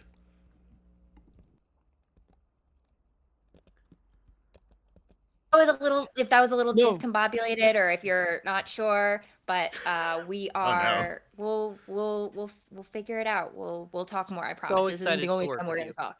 Okay, it was actually really nice to start talking. And send I'm me excited GSP to talk pics. again. I'll send you pictures. Yeah. All right. Bye. Bye, Jess. How do I get out? Hi. Was that bad? Did it go bad? No, it was great. It went great. We actually. wanted to we talk to wanted more Jess time. longer because we like Yeah. Jess. Yeah, we kind of spent a lot of time talking about the dog, and yeah. That's good though. Well, hey y'all. How are you, Willem? I'm good. How are you guys? How are y'all? Good. Fantastic. So I know there's been a lot of back and forth, and I know that we're gonna be having a conversation with you hopefully this week, Eric. Right? Is that when? we book? I scheduled the meeting for this Friday for us to get more specific. Yeah. Because the sooner we meet with you, the better it is. I feel. And that way, next Monday we have more time to like probably chat afterwards, maybe. For sure. But definitely, you through the emails across, and the whole team knows where we're at with like the narrative and all that stuff. It wasn't our main focus when we were doing the Foundry Jam stuff, but we really love this game, so we want to make it a thing. And we're definitely flexible and interested in listening into like what you guys have to say and how we can navigate this to make it a successful game, because Mason was diving not too long ago, and we've already started doing community engagements apparently. Yeah, that's the fact yeah. that like I reached out to you and then I got an email back of you literally diving, Mason, was pretty good for your case. Definitely was like, okay, these people know what they're doing. I also think it's fantastic, Pat, that you've got some sim game experience as well. So yeah, I think like I want to say to you very clearly here, like you are the experts on this game. Y'all are gonna know this game better than any of us possibly can. No matter who you're talking to, no matter who the advisor is, no matter how much experience they have, whatever. There may be moments if we really feel strongly about something where we really push you in one direction, but like you are at the end of the day the ones to make this decision. So don't feel like you have to like treat our words as gospel or something. That said, I do think that of the playable prototype, which y'all built in like 2 freaking days, so like of course, I guess a little bit longer than that, but still, of course it's pretty simple right now. I do think the actual loop is not that satisfying. I think just collecting stuff and like having to manage my height and buoyancy, not that satisfying. But, and this is part of why you are in this program right now, you managed to give me a couple of beautiful little moments. The first time that shark swam by, the first time I entered that cave, like both were like, especially with Karina just going hard for you. I was like, okay, yeah, I think I can see this. I'm actually not entirely convinced. This is a moment where I really want, at the end of the day, I will always listen to player feedback above anything else. So if you collect data to convince me of whatever, I'm going to listen to that, even if I disagree. So I'm still not entirely convinced this shouldn't be a hyper-realistic sim. I could see it, maybe. But I think probably my game designer instincts is saying that this should be one of the more realistic diving sims out there, but it shouldn't be too crazy. Maybe like we have like orchestrated moments where we rise and pause for the sake of nitrogen poisoning, but it isn't, required over and over and over again. Like I even thought, I don't know that this game should be narrative heavy. I think maybe that's up to y'all. But like I could see, for instance, like a Firewatch like gameplay where when I'm pausing to take a breath and let my nitrogen, whatever it does, that doesn't kill me. I've got some narrative dialogue like while I'm waiting and I'm like learning some cool stuff while I go up or something like that. Like I can see ways that you can make it realistic and still keep it satisfying. But I think all that in summary, I suspect that you're gonna wanna give me the feelings of being a diver and that I've done the things and I've thought it through, but not force me to really like do it all. I think Kerbal Space is a great example. Like, yes, it's realistic, but you can't just strap fuel lines onto a rocket and expect that to work in real life, So I guess how's that all land? Yeah. No, I agree with Yeah. you. I think that the good news is that like how to put this, I think both can be true for us because again, Kerbal being a good example, like I think there are lots of games where you fly a spaceship. I think there are very few games where you do what Kerbal does. Yeah. I don't like, just speaking as a diver, there aren't any diving sims out there. There are games that have a player diving, but there are none that really simulate it. I mean, the amount of games that go beyond just like, this is how much air you have and it counts down a timer is like so few. So I think that you're right, and pulling that back and really letting the gamification sing is the right move. But I think even if we do that to the entire extent that you're talking about, we still end up with kind of the most realistic diving simulator that exists, and we get to hit both marks. So I think it's a healthy direction for the game to be taking. I think like that's actually a really strong marketing line, and once again, we should prove it. You know, we should make sure that this looks to be true and isn't just our guesses. But I don't think the most realistic diving sim out there is a bad marketing line. I actually think that's pretty strong. Thank you. Okay, the other thing I want to talk about here, I am not sure how I feel about mobile for this game. Yeah, that's a new one. I know. Ooh, that's a new one. I'm not sure how I feel because I think like this is another one. You can go and find these statistics right now. You don't need to do any tests of this. I think that sim players tend to be on PC. I'm not sure that sim players tend to be on mobile. Mobile market tends to be hyper simplified, hyper simple gameplay. And so if you want a more complicated, realistic game, I feel like those players live on PC more than they live on mobile. So this is where like we thought it would be an ideal thing, and just because there was no mobile like diving thing, but I do think there's something to it. Like me and Eric have been taking like mobile like touch like tutorial after tutorial for the last couple of weeks just to get like completely synced into it. It's not hard, it's not bad, but it's very limiting. As a simulator, like, you know, I'm used to developing and putting stuff on VR and you know, doing executables and stuff like that for the government. So with my background, I know that we can get pretty semi-realistic and make it feel super real and gnarly, and then slap a VR goggles into it, and like, you know, then you're submerging. That shark's gonna look real. The issue with that right now, as I see it, is that we would have to go back to the drawing board, because we had originally scoped it out to be a mobile game. I do think that depending on the feedback that we get from you, honestly, you being our publisher and the grace that we have, like, it would be where we go. We're gonna trust you. Like I said in our emails, we're gonna trust you. If you think this should be more of a console game and not mobile, we're gonna go with it, because one, you know, I might be a great simulator and I've sold a lot of shit for the government, but you've sold games, and that's a little bit different. So, different target audiences. For sure. So when you say mobile, are you talking about mobile VR, or you're just talking about mobile? I'm talking about mobile. Okay, yeah, that's what I thought. So I could see maybe mobile being on the plan. Like 6 months after launch, you go to mobile. But here's really what I'll say, and it's really I'm going to say one more thing to y'all and wrap up, because I do have to move us along, make sure we're not here too late.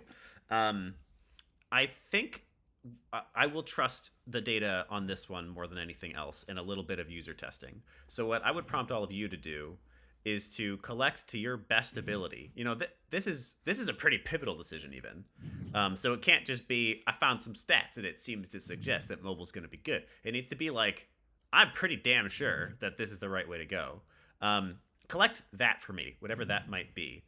Probably you can find out where simulation players tend to live. That's one of the stats you should be finding. You can probably do some split testing. You could put up some ads or posts deliberately on mobile devices and then deliberately on PC marketplaces and see if those two perform any differently.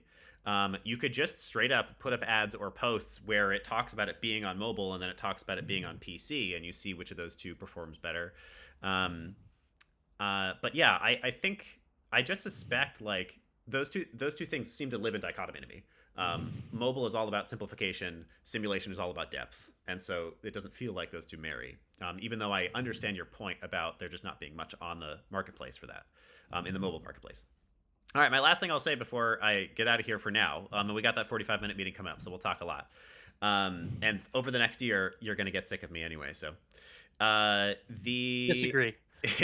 I just want to like give you guys a little bit of a little bit of a vision. I am really excited about the potential of this game.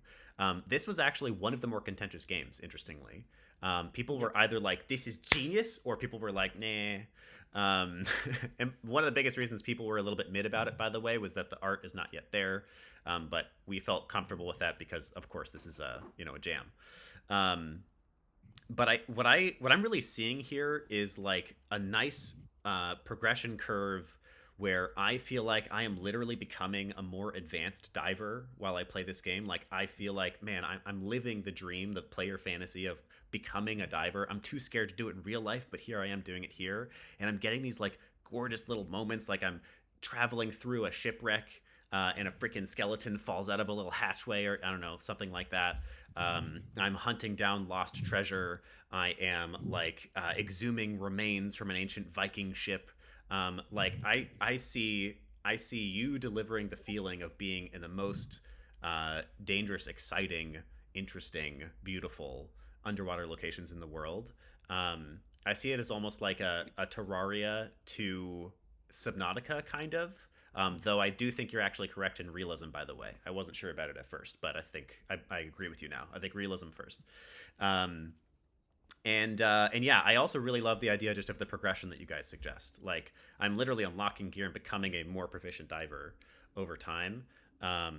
Like, I could see, this is maybe going too unrealistic, but like maybe by the end of this game, I'm going to the freaking Titanic wreck, you know? Like, how cool would that be?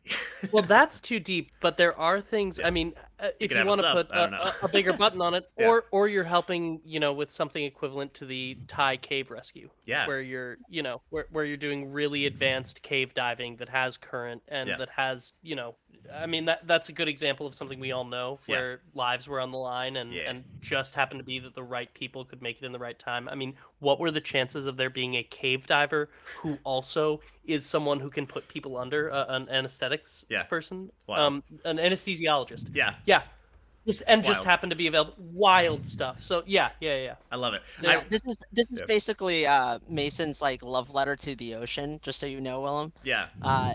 I'm just a vessel for him on this. So beautiful. I'm gonna give you one little slight pushback there, Mason.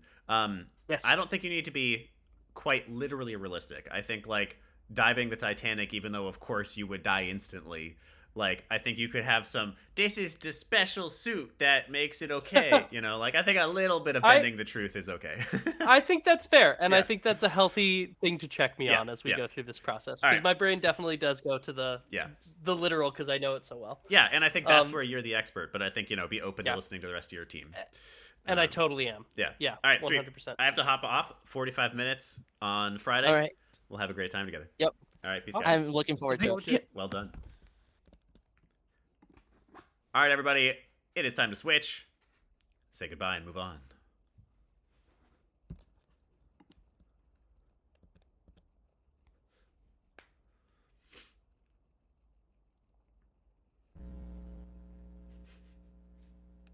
You're more likely to like only stay in one versus the other, and then the other one gets like a little deprived.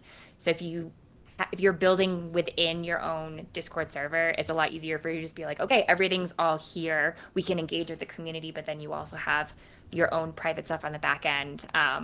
But it's like you're not trying to like separate the two and have your brain going in two different places, if that makes sense.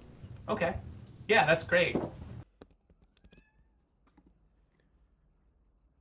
It is time to switch. I just want to say this to everybody.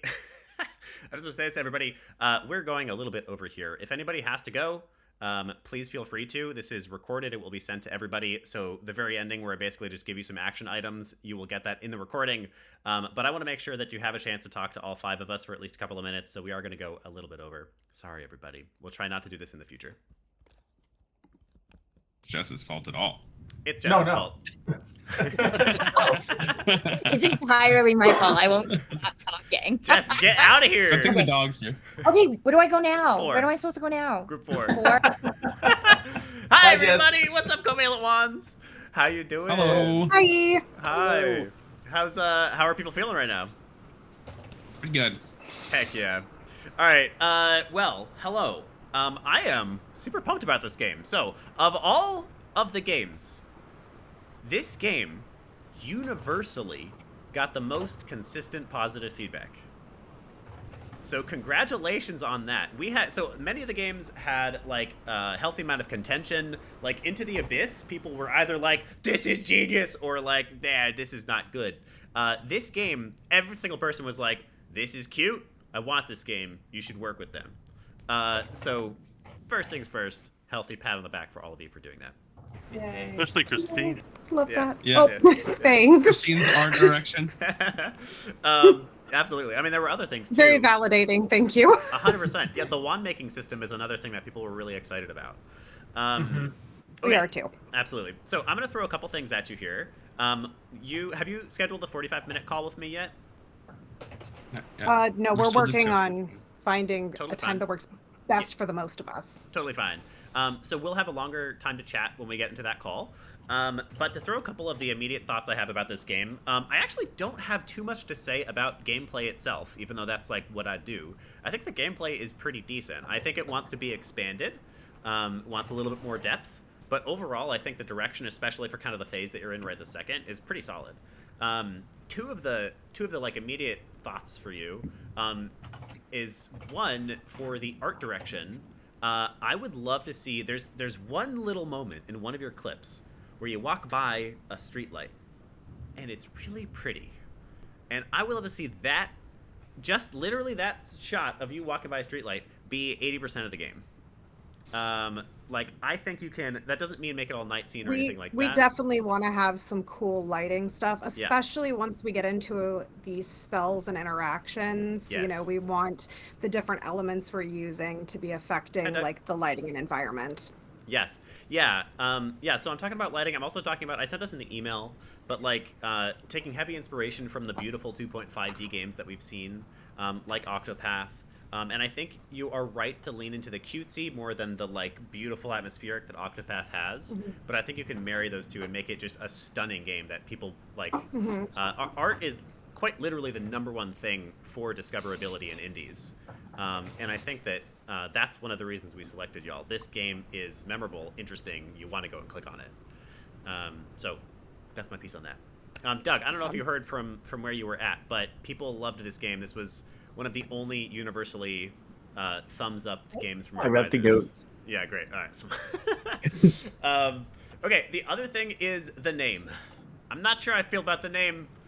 We get it's it. never been good at sticking around. It was a bad pun made when we were brainstorming, Yeah. and it's just been the placeholder. Yeah. all over our presentation. We were working time. We I understand. saw. Yeah. So it doesn't mean it's like a bad name. In fact, I think it's kind of cute and it matches the cutesy. But I feel like there's a better name out there for this game. Yeah. And I wanted to talk for a For second. sure. For sure. I want to talk for a second and hear like, what is some of your thoughts? On the name? Yeah, on the name. Do you have? I have a spreadsheet for this. Yeah, did we have a I was sheet about collecting ideas. Okay. Yeah, I feel like we brainstormed at some point. Okay. Well, here's what I'll say as the final thought on this. I will always, so I'm going to have a lot of thoughts for you guys. A lot of the advisors will have a lot of thoughts for all of you, but especially as your game design guide, as like playability guide, I will, even if I completely foundationally disagree with you, I will always trust player data above anything else. So if you come to me and you're like, everybody loves this name, and look, we tested it with 1,000 people and it's like 100% this, then I'll believe that above all else. So if you're ever trying to convince me of something, that's how you can convince me. Get players to answer the questions, and I'll believe you. We do have a question for you. Yeah. I know we have to like run out of time stuff. Yeah. Something we asked Claire, and then they suggested we contact or talk to you. So in looking at the curriculum, one example is Rick's presentation on code architecture, right? Yeah. Or basically our essential question is, can we get any and all of these resources, even if they're not completely finished, Yeah. ASAP? Because like code architecture is something that we want to think of from now, Yeah. and have, and not necessarily Rick may not have it all ready or whatever, but just whatever is there, and any of those Yeah. resources that might be most helpful front loaded. That's fair. Yes, so we can try to get you as much of that as possible. I think absolutely with the caveat, some of it won't be ready, some of it will change over time. Claire's putting together basically a big old folder of all of the different resources that'll be a part of this cohort. So I will ask and push to try to get as much of that ahead of time as possible. I think that's a valid request. I think that one's the biggest one, probably. Okay, I'll reach out to him and get him started on building out, or maybe he already has it. I don't know. This is like, y'all are always going to be the ones who make the final decision. But one idea I had, I think the most unique aspect of the gameplay, at least, is the fact that this is about making wands. So, one thought, maybe to help brainstorm: Legends of the Wand Makers. Something like that. It's an adventure game. It's about making wands. It's cutesy. I think Legends runs really close with Legend of Zelda, so that's what comes to mind immediately, which is a plus and a minus in my mind. Sure. Yeah. Well, keep thinking about it, but there's one idea for you. I'm going to force everyone... We'll prioritize brainstorming that. Yeah, maybe when we talk next, we can talk about it. We'll have our 45-minute call soon. I'm going to force everyone to switch off. But well done with this game. I think this is going to be a really cute, solid title. It's like already looking really promising. Thank you. Good job, everybody. Thank you. See you soon.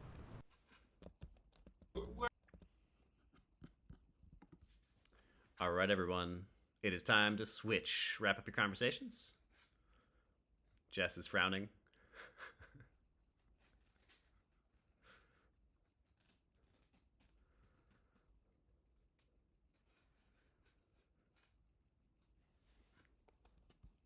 All right, great.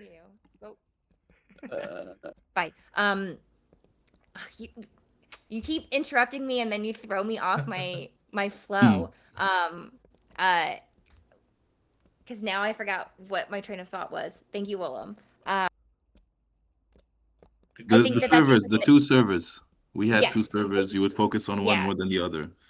Yeah, exactly. You don't wanna abandon the other server. You don't wanna be like forgetting to check it, forgetting to be interactive, because if you keep it all in one place, like if you go to any website, you end up going on some kind of like other website chain. If you're staying within your own Discord, you're more likely to just be as interactive as possible on that, rather than being like, oh, we gotta all go and check We gotta this. go to check this one. Everything's all in one place. Yeah. I mean, we've talked about changing it with IGA multiple times, but we're like, no, we all want to stay in the same server. We don't want to go to other servers to have to check everything. Okay, bye, Willem. Thank you so much. Thank you so much, Jess. Nice to meet We'll you. talk more, I promise, and I'll be less manic. All right, bye, Jess. Amazing. What's up, y'all? Hey. How's it going? Hello. Amazing. Like you don't understand. It's amazing. I am. All right, so the feedback that we got, I think I maybe said this in the email. I don't remember. The feedback that we got from your team, from the advisors, was if you're looking for an indie game, this is it. Doesn't get more indie than this game. Wow. And I think Thank you so much. Yeah, I think it's so true.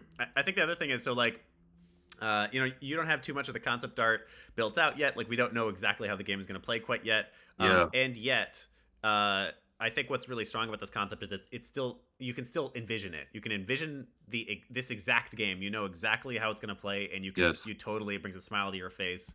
I think something to even bring up from today is, like, of all of the games, did you see how active the chat was talking about all kinds of shit with your game? I didn't even look. Yeah, I was looking. Everybody is talking about what's inside the box, what's the really? Yeah.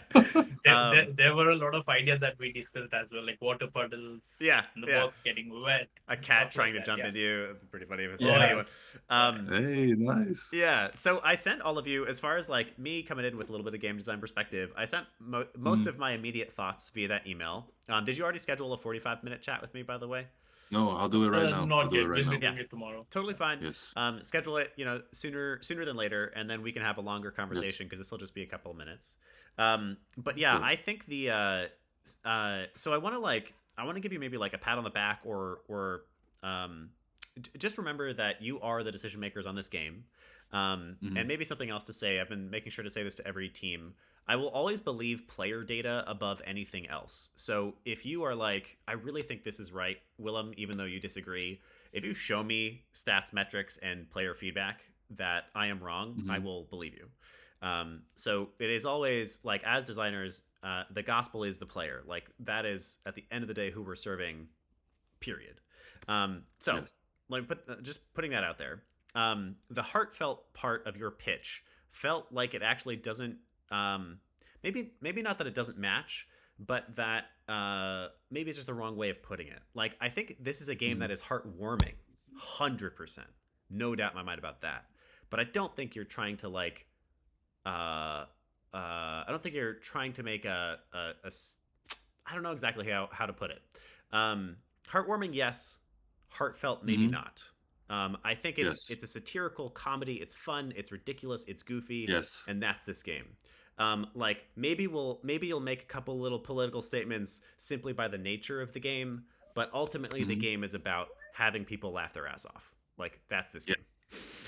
Exactly. And the one particular word that you used, it pretty much sums up and my vision as well. Ridiculous, because that's what we're going for. Ridiculous, absurd comedy. Because the context is such, like a box coming alive. That is a ridiculous thing. So the sort of fun that we want to generate through the game is pretty much like that, absurd, and like where you just want to, where the players are gonna just laugh their ass off, like even when they're failing. Yes. I love that. Awesome. So tell me, 100% agree on that. That's great. And I'm glad that you're feeling. I'm grateful, by the way, that the three of you feel quite coachable. I want to encourage you to hold your ground if you feel strongly about something. This should be a mutual relationship. I don't want to be telling you what to do. I want to give you ideas, and then I want us to figure out what is the right way. Sounds good. Yeah. What is? Oh, let's talk about like the personification thing.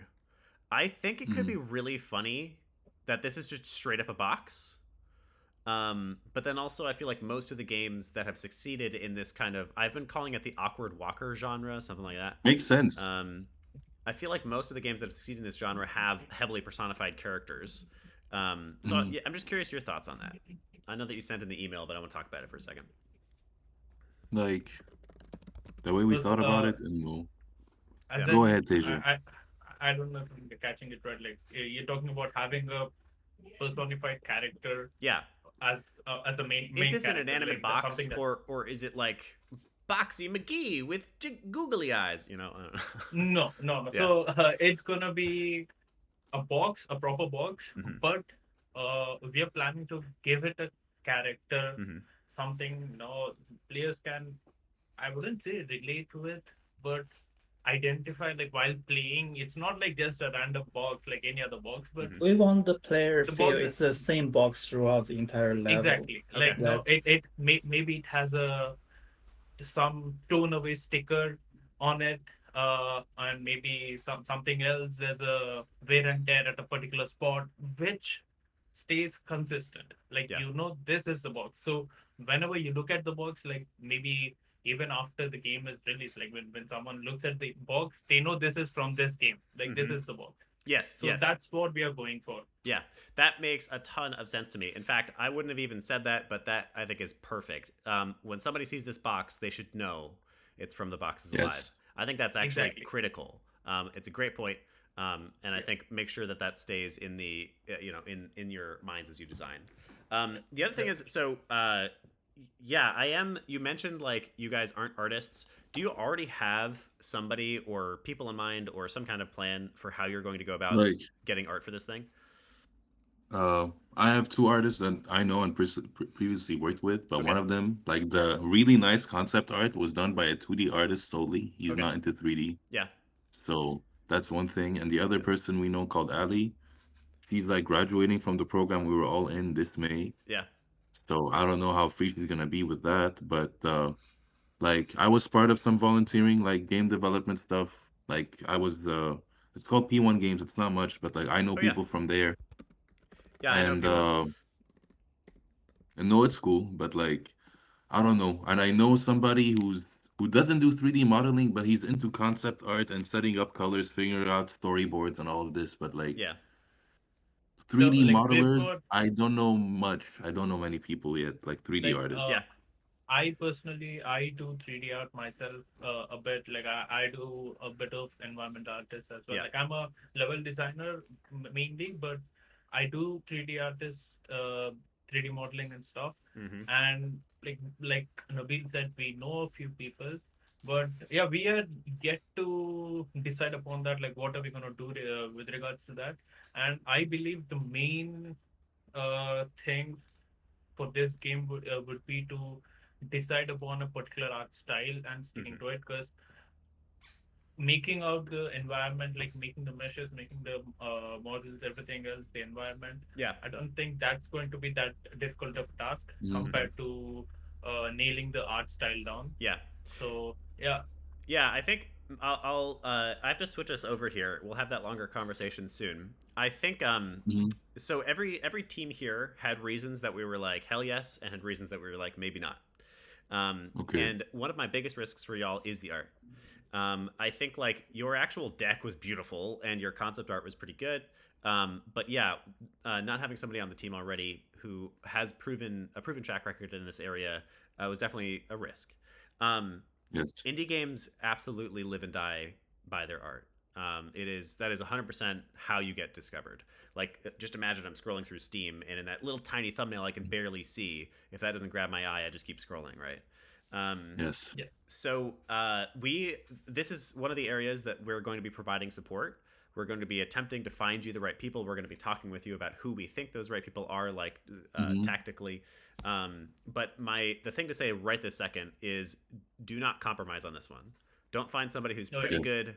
Don't try to do it yourself. Find the best. Teja. Yeah, exactly. Like, find somebody that you're like, holy shit, I can't believe we found this person. Like, this is exactly what we needed.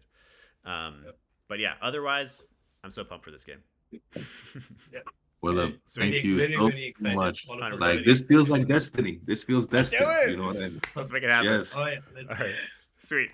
All right, I'm going to hop over to the next one. Well done, y'all. It's time for your last IGA friends. Wrap up your conversation and swish on over. Jess is still talking.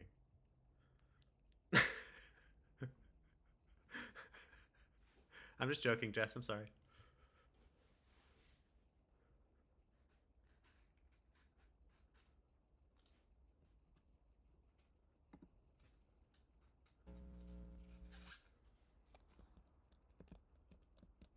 Other communities that like share that kind of voice, even if it's not necessarily within gaming. I think that that's something that can be really valuable, is like finding ways to extend and show what you guys are creating outside of just the gaming atmosphere too. That's fair. Because what you guys Willem, we it's needed a those unique extra few message seconds. too. What? I was just letting Willem know we needed those extra few seconds That's from totally Jess. fine. Jess, I'm sorry for giving you shade. It was supposed to be a joke. You're doing great. Thank you. Thank you so All much. Of course. This is not the only time that we will talk. We will be very much in contact over the next 12 to 36 months. That's a long time. Yeah, it's a long time. Be ready. I'm not always this manic, but kind of. All right. Bye. It was nice to meet you guys. Nice to meet Thanks, you. Jess. Bye. Bye. Well. I've come here to crack the whip and tell you your game is doomed. I'm just kidding. Almost Human is really cool. Y'all, all right. I will be totally honest. When I saw Murrow, and when everyone saw Murrow, we were like, holy shit. Like, this is the game. We don't need to even talk about this anymore. And the fact that y'all had some complications was, of course, a bit of a bummer. But here's what I want us to do. We're never going to talk about Murrow again. We're only going to talk about how dope Almost Human looks and what potential it has. Almost Human is a fascinating story. I think the foundations of what you created for Murrow definitely are a part of the reason that we were comfortable making that pivot with you towards the end. But shit happens. And in fact, we felt like you handling that situation and moving on from it was only a plus in our books. We were disappointed to lose Murrow as a concept, but the fact that you protected your team and then made a difficult choice and moved on made us more confident that you would be able to keep this together over the next 12 months. So we don't need to talk about it anymore. Almost Human is a really beautiful game. I'm going to jump straight into my fears. The biggest thing that I'm worried about for this game is scope management.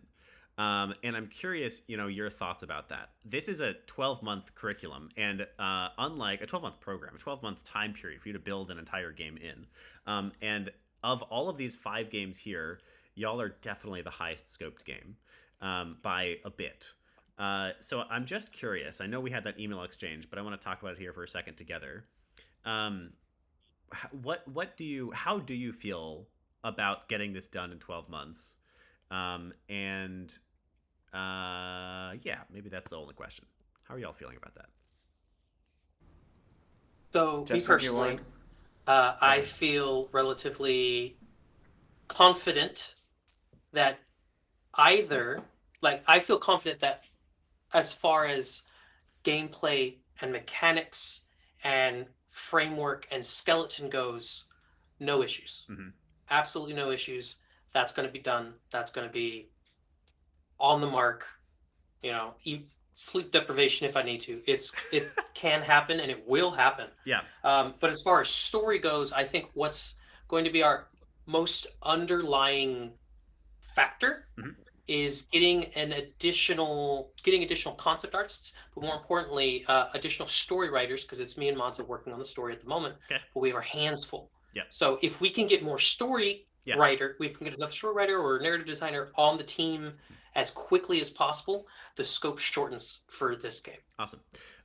That sounds good. I want to throw one thing out there, which is y'all should not be sacrificing your personal lives to get this done.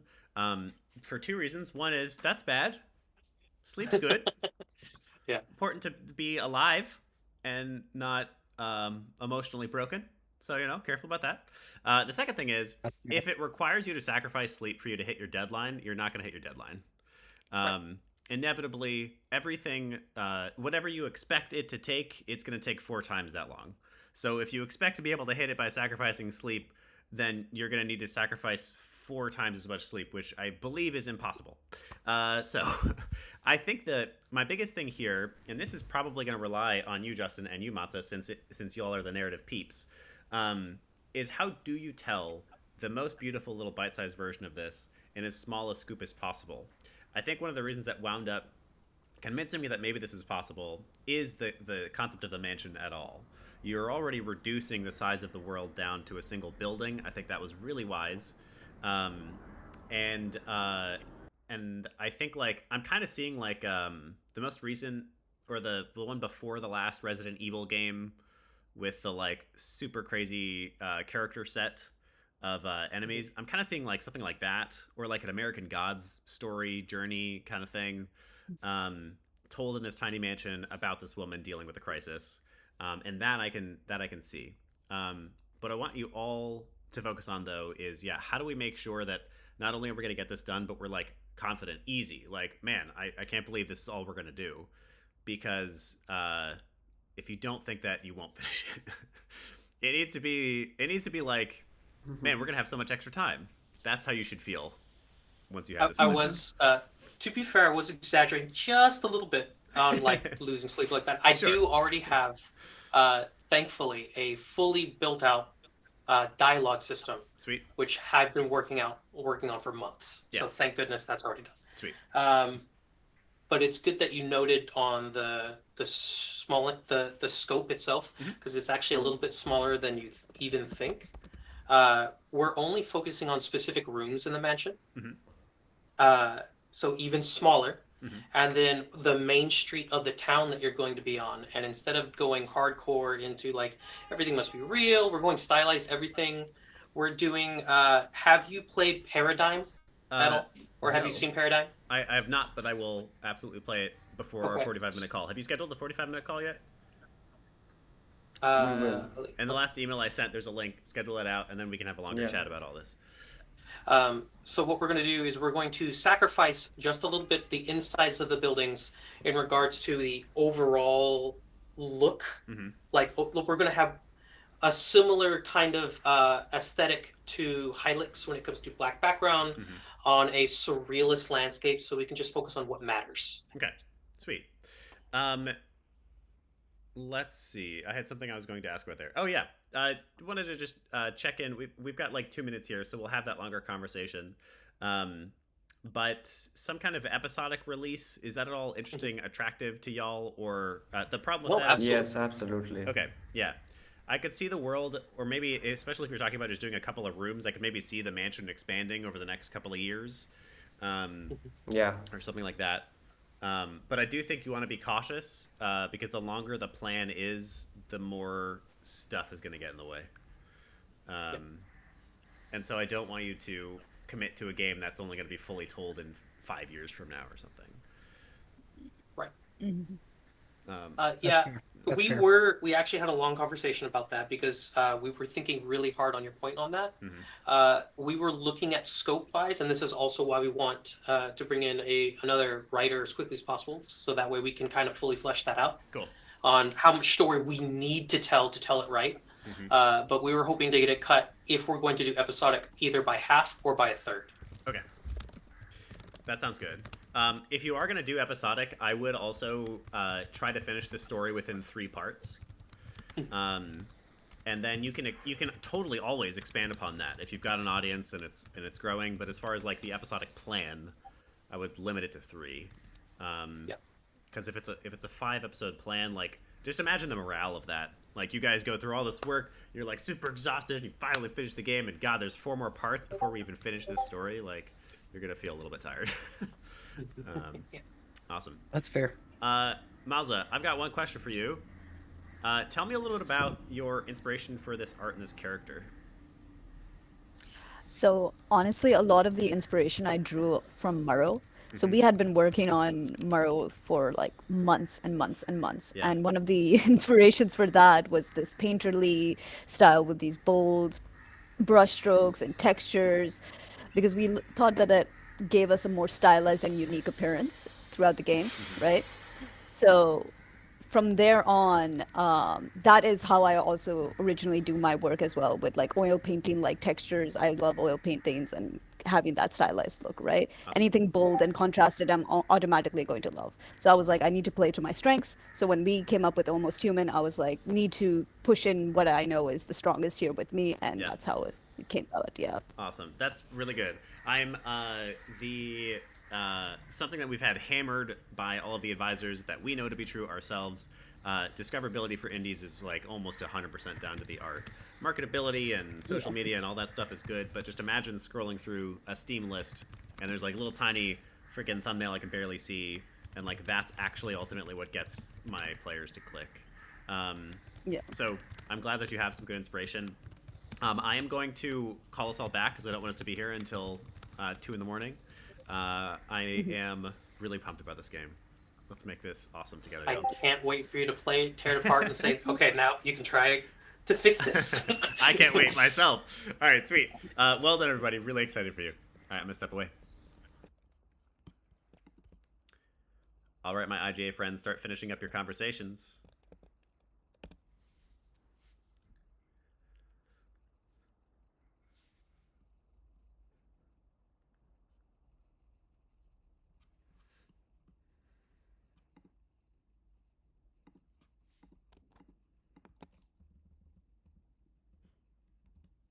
That's it.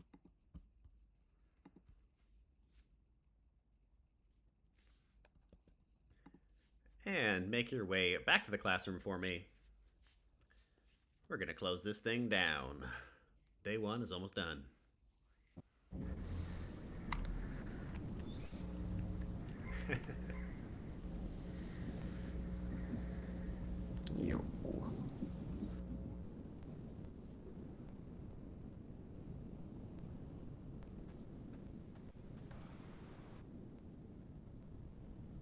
Jess just has so much valuable stuff to share. Are you in a car? All right, Don't yell at me. You've been working so hard on something. Complimented you. All right, come on back, people. I see you, Adam. I could see your judging eyes. It was not. All right, I saw a lot of smiling faces. I saw a lot of laughs, and I saw a lot of tactical stuff happening. How are we feeling about our games in the next year after the time chatting with folks?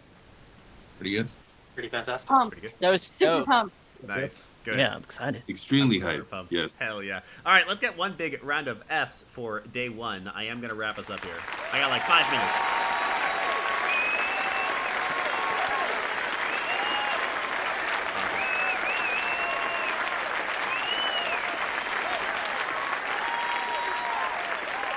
Mason, I am also hyped for all the games. I think one of the things I'm most excited for this program is the portfolio we managed to put together. Like, I love how different these games are. I love how, like, some of them are, like, really soulful and deep, and then other ones are just about a box. And how funny a box is. Fantastic. All right. Let's wrap it up. So, I have modified this exercise on the fly because I realized that I tried to pack way too much into day one. So, I am going to have us all make an oath, aka just kind of a promise, to each other next class. I was going to do it today, but I think it's just way too much to try to do. So on Wednesday, we're going to collectively promise a couple of things to each other. The idea here is going back to the concept of cohort power, the fact that this is 5 studios all supporting each other rather than one studio, with a publisher that they're communicating with. This is one of the biggest advantages, once again, of this cohort, and I just want to, beat the dead horse a little bit. Like, truly, I want you, all of you are founders now. I shouldn't be telling you everything you should be doing. I want all of you to think about how to do this, how to work with each other, how to gain advantages from each other and mutually support each other. And then I want you to just take action and do this. There's going to be some of this that absolutely we're going to tell you to do, like those game bundles and cross promotion. But I want you to get creative about how to use each other and mutually support each other.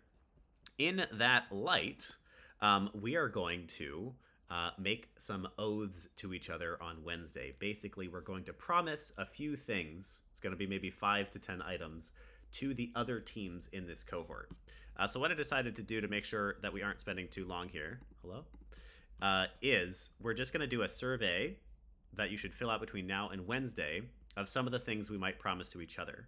I'm going to take some of the items that seem to be the most common, that people seem to be the most excited to promise to each other, and then on Wednesday, we're going to make a couple of promises as a group of what we are mutually trying to do for each other in this program. This is a part of what we are talking about. Why are we not published? This is a part of what we are... This is part of what I'm talking about with being able to create this program together. What should we be promising to each other? So here is the link.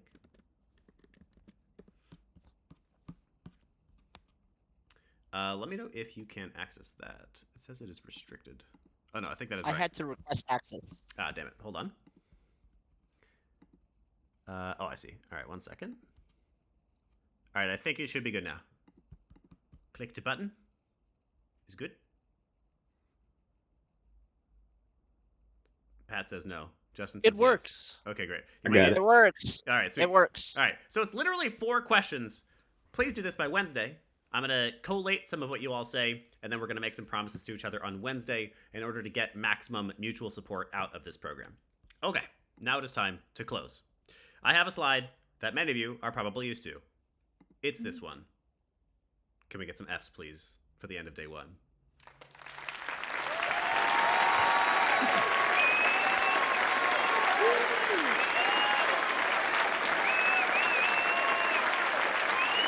Good job, everybody. All right. Let's close this thing down and say goodbye. In general, this program is going to meet twice a week, Mondays and Wednesdays, from 7 to 9 p.m. Eastern Time.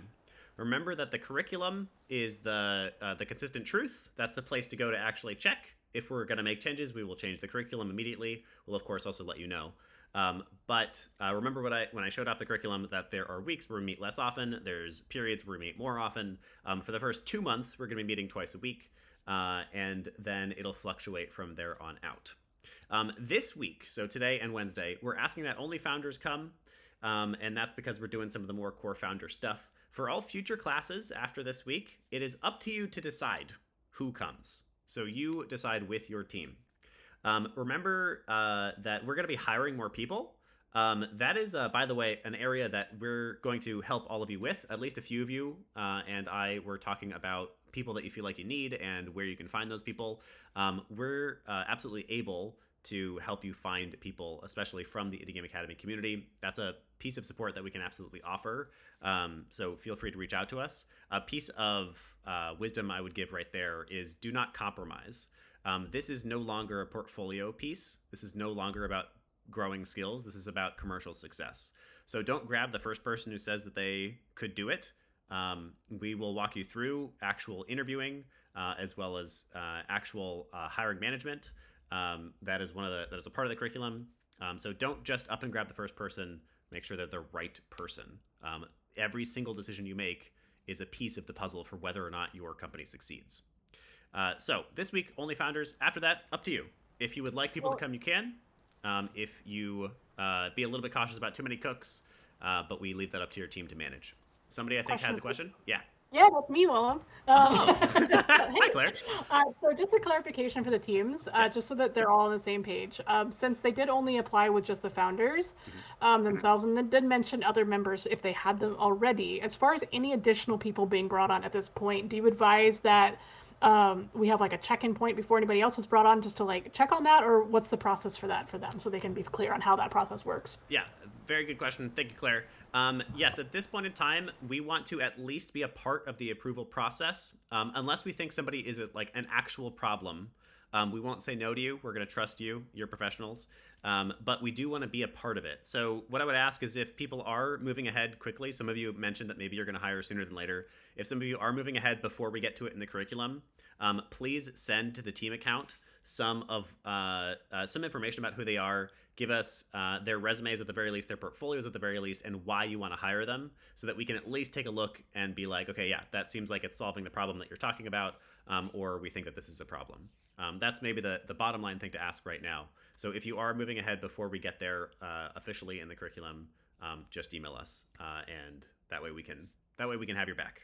If we think someone's a problem, we're going to let you know. All right. We would like you to sign your publishing agreement by next Monday. That is going to come tomorrow. I think we are so over time that I'm just going to let you read it. The main line items haven't changed from what you've seen advertised. We're doing it all on RevShare. There are stipulations about how we hit the milestones that I mentioned earlier in this presentation. Y'all can read through it. Let us know if you have questions, and then please try to get it signed by Monday. You will get an email with it tomorrow. And then, yeah, please fill out the Foundry Oath survey by Wednesday. That is just something for us to promise to each other so that we all feel good and connected and trustworthy of the other teams in this cohort. And then Claire, I think maybe you have some stuff and things? Yeah. So I've got a couple things real quick. First of all, on the survey, I think one of the questions is a option when it should be a text. Oh, just so I'll out change there. that real quick. It's option 1. And then, so for you guys, I'm going to go ahead and drop a link really quick right now. This will only be available for you guys like today. So please, right after you get off of this, just go ahead and fill it out. Don't delay, because I'm going to cut off access to it so it's no longer everybody can look at this. I'm just going to put it open for tonight. It is literally just gathering all your information so that I can get you guys added into the Discords, get you guys added into Google Drives, get you guys that paperwork, get you all the links. I just need that to be filled out for all of your current team members. If you have any questions on that, you're welcome to ping me, and then we'll get you added to the Discord as well. As far as the actual contract work, it'll probably be tomorrow afternoon, so just keep an eye out for that.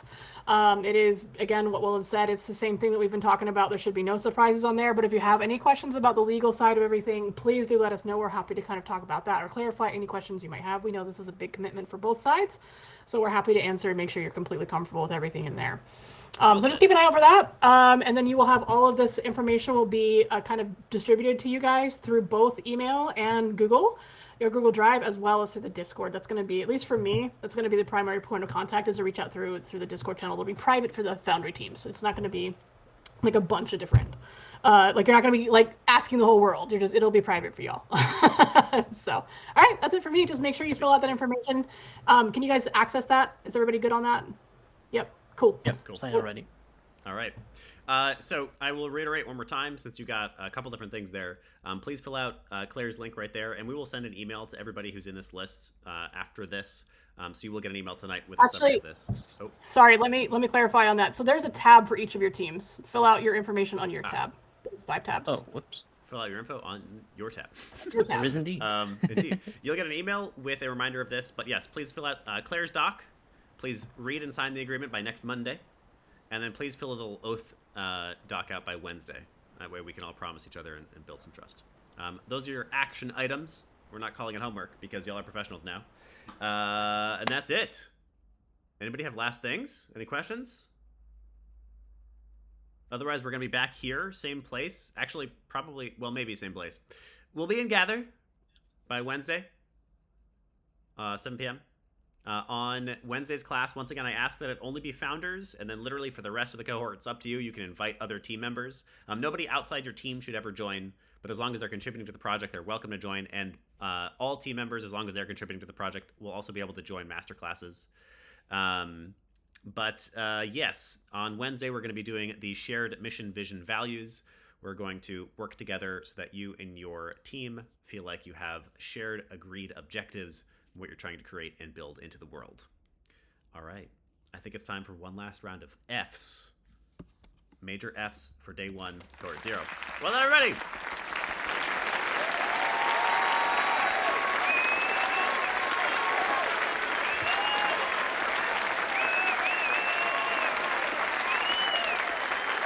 We should, like, one of those mutual support things we should do, we should just all review bomb each other's games. Have, like, look at that, that's 27 reviews right off the bat. Okay. 50! Anyway. Yeah. One last thing to say maybe is just that, remember that the nice thing about Gather is that it doesn't close. The host doesn't need to be here. So if y'all are feeling like hanging out, if y'all are feeling like using this space, if you want to talk to some of the other teams, feel free to do that. I am going to head out. But thank you, everybody, for day 1. Major hearts, y'all. Let's do it. We'll see you all on Wednesday. Adios. Bye, thank you. You'll get an email. Thank you. You'll get an email tonight with all the things. Bye. Goodbye. Thank you so much, everyone.